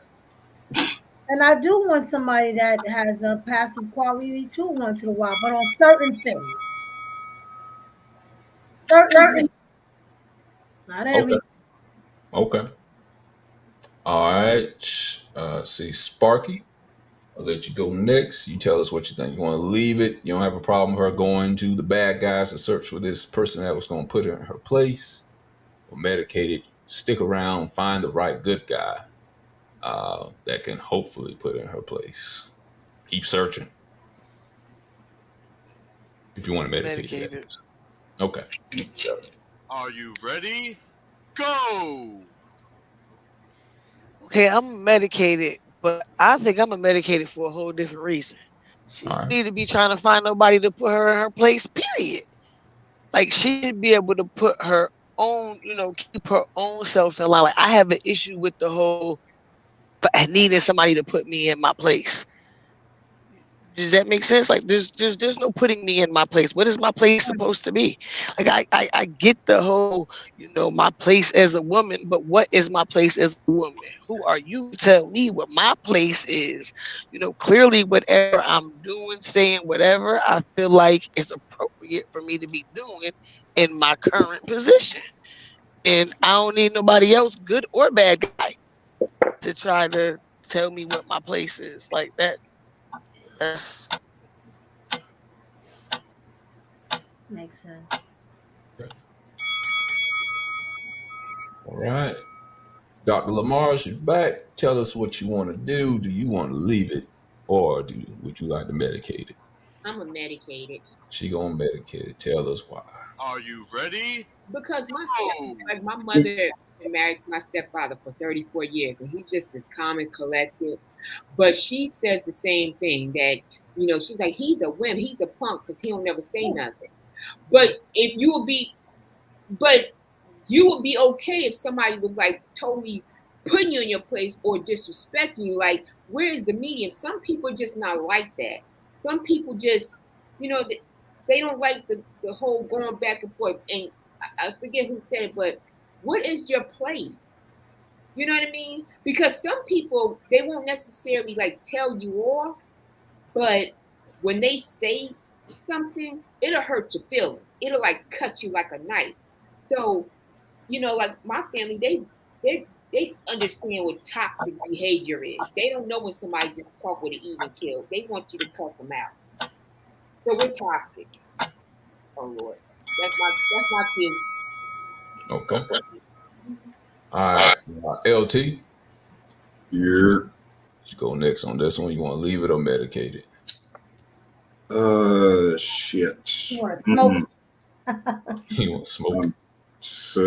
That's medication. I was about to say that's technically medication. So I guess I'm going to medicate it as well. Medicate it all across the board. All right. Are you ready? Go! Yeah, I don't get the distinction she's trying to make when she says the good guy was good in terms of what what made him the good guy in terms of him being financially stable and treating her with respect, and then what made the bad guy the bad guy? Was it his disrespect? Because what is exactly the bad guy, quote unquote, good for, other than your physical superficial attraction to, or in even a much deeper, darker psychological level, your need and want to be mistreated because of something deeper that you're lacking. You're lacking actual guidance in your life. That's why, I'm saying, you need someone to put you in your place, because you don't know what your place in this life is. You're missing. It's codependency is what it sounds like, and it's not healthy on either end. So I'm glad the good guy got out, and she's going to go through enough bad guys to realize, damn, I went through so many good guys just to be here. Insecurities. Hope it's not too late. If it is, it'll be a Tyler Perry play. It is a Tyler Perry play, probably. Yeah, most definitely. All right, Raz, do you want to leave it or medicate it? Is it better? Does it sound better? Yeah. I figured out what it was. It was my son's fan, but it's from all the way in the back. I'm medicated. All right, tell us why. Are you ready? Go! First of all, you cannot put me in my place. I am not any type of possession for you to control and to put me anywhere that I don't want to be, where I haven't already put myself in as a woman. And I didn't understand when she was comparing the bad guy and the good guy, and it just seems to me that she needed to heal as a woman, period. Because you need to have a level of respect on how you talk to people and how you deal with people that is being good to you. So the problem isn't the man was being too nice or whatever. The problem is the woman, because obviously you have been traumatized to think that how you were treated previously was normal, and it's not. So it's just the level of respect that you have to have for me, and you have to have for yourself. So insecurity. Okay. I guess. Let's see. I'm a medicated. Oh, they know it's back again. Damn it. Yeah, came back in. I'm gonna again. It's back again. All right, see, it's gone. All right, I'm a medicated. Are you ready? Go! I think there's a juxtaposition on this story here. She wants somebody to put in a place. I think on the positive side, I think she wants somebody to put in a place in a role of submission, which maybe she wants to be in. And on the negative side, maybe she wants to be put in a place like somebody telling, hey, shit, sit the fuck down, shut the fuck up type of thing. I think maybe her good guy ex-boyfriend was like the girl at the beginning of Coming to America that was trying to get with Eddie Murphy. Was every time she would maybe ask a question like, where should we go to eat? Whatever you like. What would you like to watch on TV? Whatever you like. I think that's the type of good guy she was getting mad at. He was good, but he was too good, if that makes sense. Because there's a such thing for a lot of women that for men, for a lot of women that don't like men acting like that, is such thing as being too agreeable. and they want you to stand on your own, have a spine, stand 10 toes down, and make a decision that can affect both of your lives. So I think with the bad guys, he's not going to second guess anything, and that's what she likes, that he can make a firm decision and not just agree with everything that she wants to say. Unfortunately, with the bad guy, he may agree, also hitting her upside the head with a pan. So who is this lady, by the way? I don't know. Could be. Okay, because that was going to be my next question and statement. Who is she, and why do we care about what her dating preference is? Because I'm going to be honest, she sounds stupid, and I don't mean to disrespect her because I don't know this woman, but it sounds like she was paid. Because why is it always one woman sitting in a room full of dudes saying, "Yeah, I treat good guys bad and bad guys good."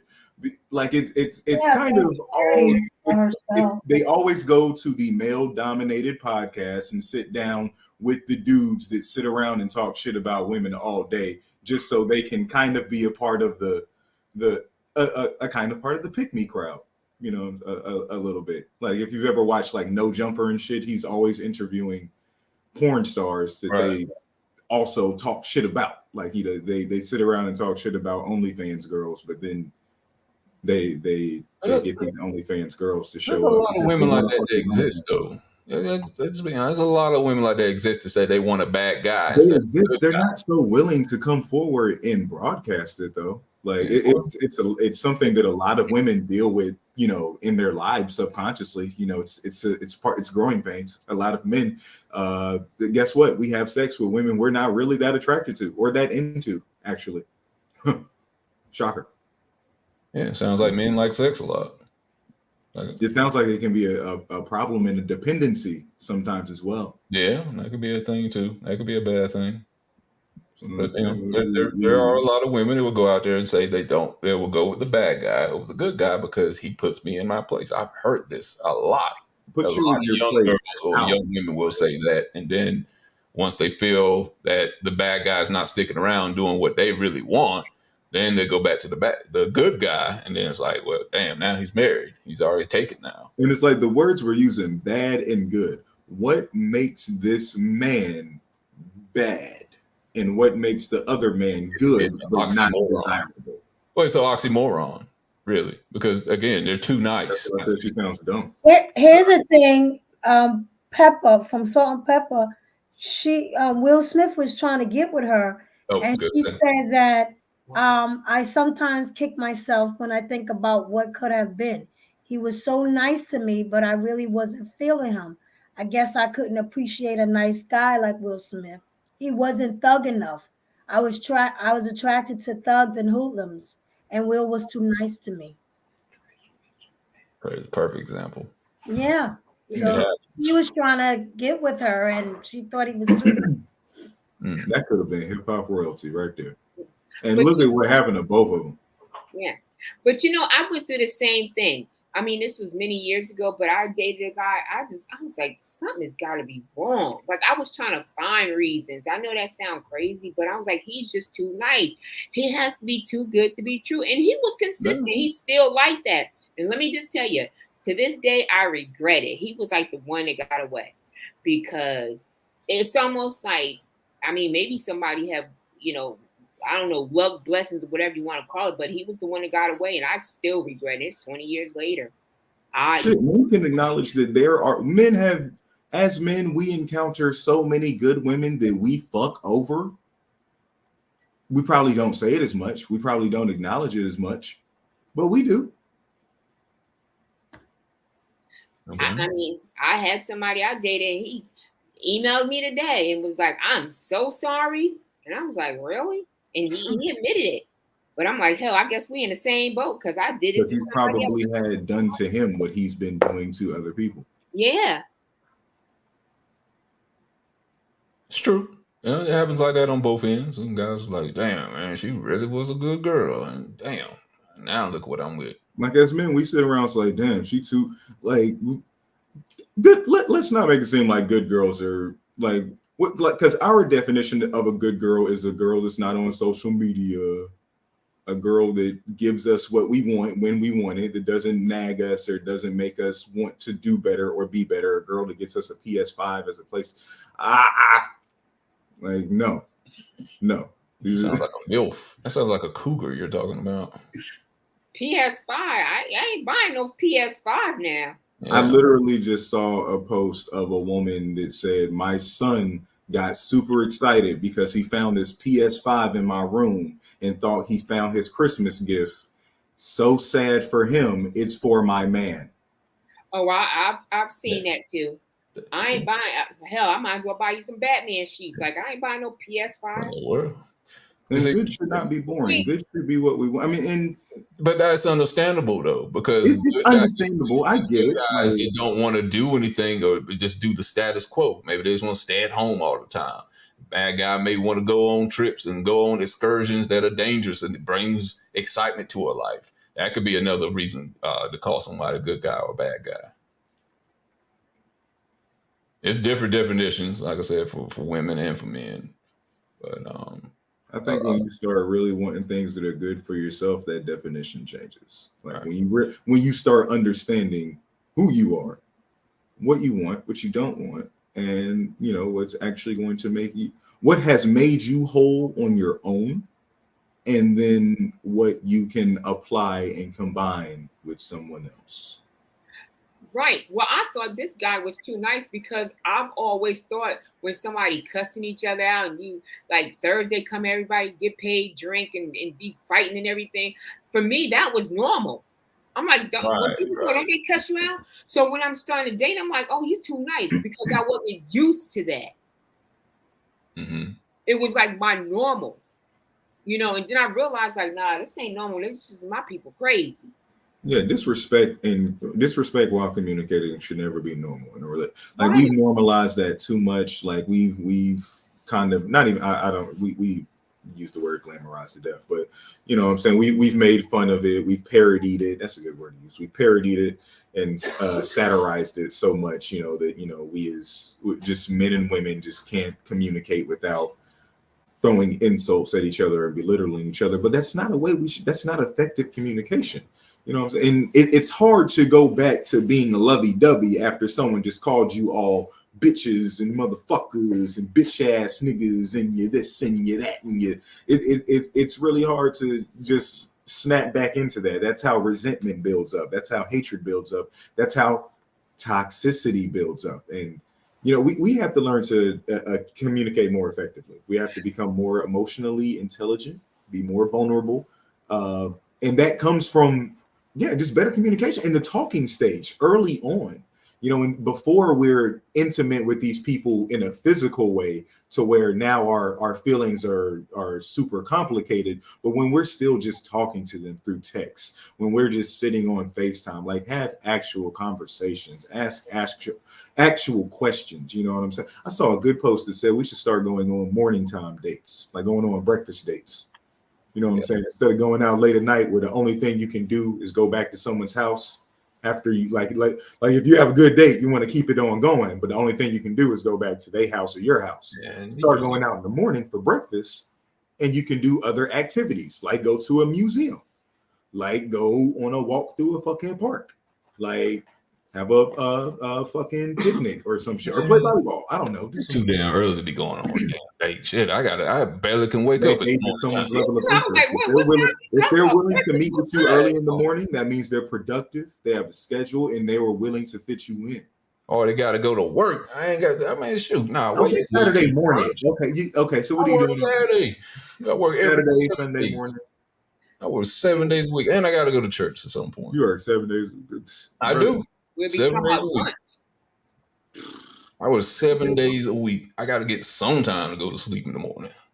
You don't want my morning breath on no damn date. Yeah, give me time to warm up and brush my teeth and get me my own breakfast and wake up. I got to get some time to wake up earlier, brother. You got to start going to bed earlier and waking up early. I'm working at night. Shoot, I'll be working at 3 in the morning. I'm gonna be like my girl Sparky over here. Sparky be working. Sparky know what I'm talking about. She be burning the midnight oil too. You gotta find a good schedule. You gotta find a good routine. You gotta find that time for you, brother. I'm 7 trying days to. a The only week. time I But got time with me for me is burning when I the go. midnight oil though, with me doing the late night, I'm with the morning date though. Cause like when I get off, like I might get off like let's say 7 o'clock in the morning. If I could get breakfast on the way, either before you go into work or if you don't have to work that day, I could get when I get off. You know what I'm saying? I could grab breakfast and then And the this was day the post starts. said, like, ladies, you don't have to dress super dressed up. You could be casual. You could wear that cute Yeah. track Yep. outfit. You know what I'm I saying? am. Like, Yeah, like for real. So because like I said, I'm with the morning thing only because I get off early. So when I get off early, I just keep going. I just keep going. So I'm like, all right, let's do breakfast.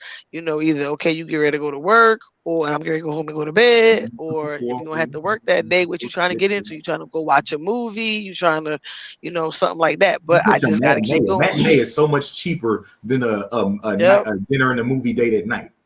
yep. Netflix. Or if you go to a place like Synergy or something like that that does Breakfast is much food cheaper and than the dinner. movies. Right? You know what I'm saying? Well, it depends on where you're going to eat breakfast at too, though. But if Yeah, they don't have go to movies that the you can post eat says in. don't go to a fat or don't go to a chain restaurant. Go just to like Waffle a House. local place, like a diner, somewhere mom and Yeah, pop. something like that. So Yeah. no Waffle House, huh? Can't go to Waffle Hell House. no, don't go to. I'm sorry to say it like this, but don't go to the ghetto. And even though there are Waffle Houses all over the world and everywhere, for some reason, you can always find a bit of the ghetto inside of Waffle a Waffle House. Waffle House Like is like the baked Martin right Luther King inside. Boulevard in every state. It's always near the ghetto or where some violence is happening. It could Oh, be I love the in Waffle fucking House. Duluth, I do Minnesota. too. You're gonna find ghetto inside of that Waffle House. I But Yeah. know they don't have Waffle House everywhere either, though. So we don't have a Waffle when House you, in Jersey. What? that's why I said I'm from Connecticut. That we don't have Waffle House up there. So it's not So a that's more why I'm like they upstate don't. one. Nah, Waffle House not everywhere. Because when Yeah, you it's get to a down I certain south live part, in then near it Jersey. turns I into can never. Huddle House and stuff like that. So you know yeah, we got one Yeah, out I do here. have We got one Huddle House out here. We don't have. that's I what And I'm mean, saying. When they get close, it start changing like at the state line. Sometimes up by Yeah, VA, because I think. on the But East Coast we got Hardee's. West Coast they got Carl's Jr.'s. Carl Jr.'s, Right. yeah, and shoot, Hardee's is few and far between. All right. It is. Is it even upstate? All right, guys. well, All let me right. just say one thing, which I'm really happy. Good. Dion tweeted earlier. I must have missed it. So he's bringing one of the coaches from Mississippi State with him. I did see that. Did you All see right. that? I didn't see it. I Cool, just got cool. excited. I didn't want to interrupt.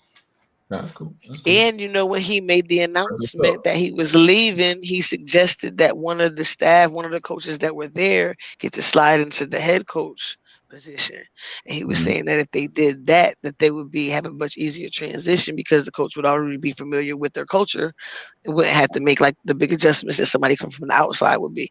But of course, that wasn't his decision to make by himself. But he strongly suggested that. I think he said Coach Tate or somebody, but that they took it on. It was somebody from inside those. So he was trying to set them up for success, even though he was going to get that $5 million. I wish him luck. I wish all of them luck. I wish him luck too. They Me used to too. play for my team. Yeah, nothing. Yeah. He's better when he came in '95. He went to Dallas, of course. '94, he went to y'all guys. Y'all got a Super Bowl out of him.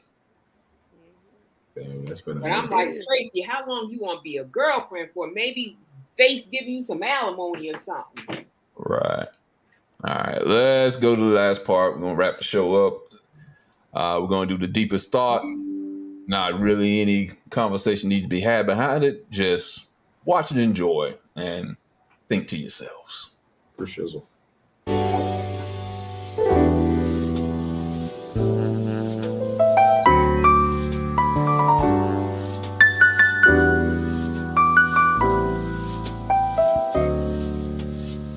We want to dedicate today's parade to all of those we consider our extended family. It's you, our viewers. So what do you say, SG? Let's get this party started! Get out. Easy. Just like the brother from Get Out. Yeah. Whatever he go, you could even tell him to blink twice. He didn't blink not one time. His face didn't blink. I thought that was somebody y'all knew. I was like, oh God, was I not supposed to laugh? That boy is ready to get his picture taken. I think he's in trouble. Very happy to be there. Very happy. He was excited. That girl beside him, she got him. He needs help. If anybody knows his name, please find this man, rescue him. Send him They to a told help me center. twice. I didn't see him blink at all. Somebody should have walked by with a camera and flashed it in his face. I hope Jordan Peele can save him. That's the only person that can save him out of the Get Out. Yeah, Nope. right? All right, y'all. That's the end of our show tonight. Thank you, LT, Preezy, Sparky, and Dr. Lamar for coming on tonight. And everybody join in, get some hostile therapy, not because you want it, but because you need it. You do. And we shall be back next Thursday. Next Thursday might be a little sad, though. What? Next Thursday is the season ending show for the year. We won't be doing any more shows after next week until next year. One day. We'll be back probably in February. We're gonna be off for a little bit. Let everybody go celebrate, do the holiday thing. Little intermission. Yeah. Go restart our brains, get some more ideas, make the show greater than ever, come up with some new topics and stuff. But thanks everybody coming in, getting the hostile therapy. Again, not because you want it, but because you need it. Y'all have a good night. Peace. Good night, everybody. Peace. See you next week.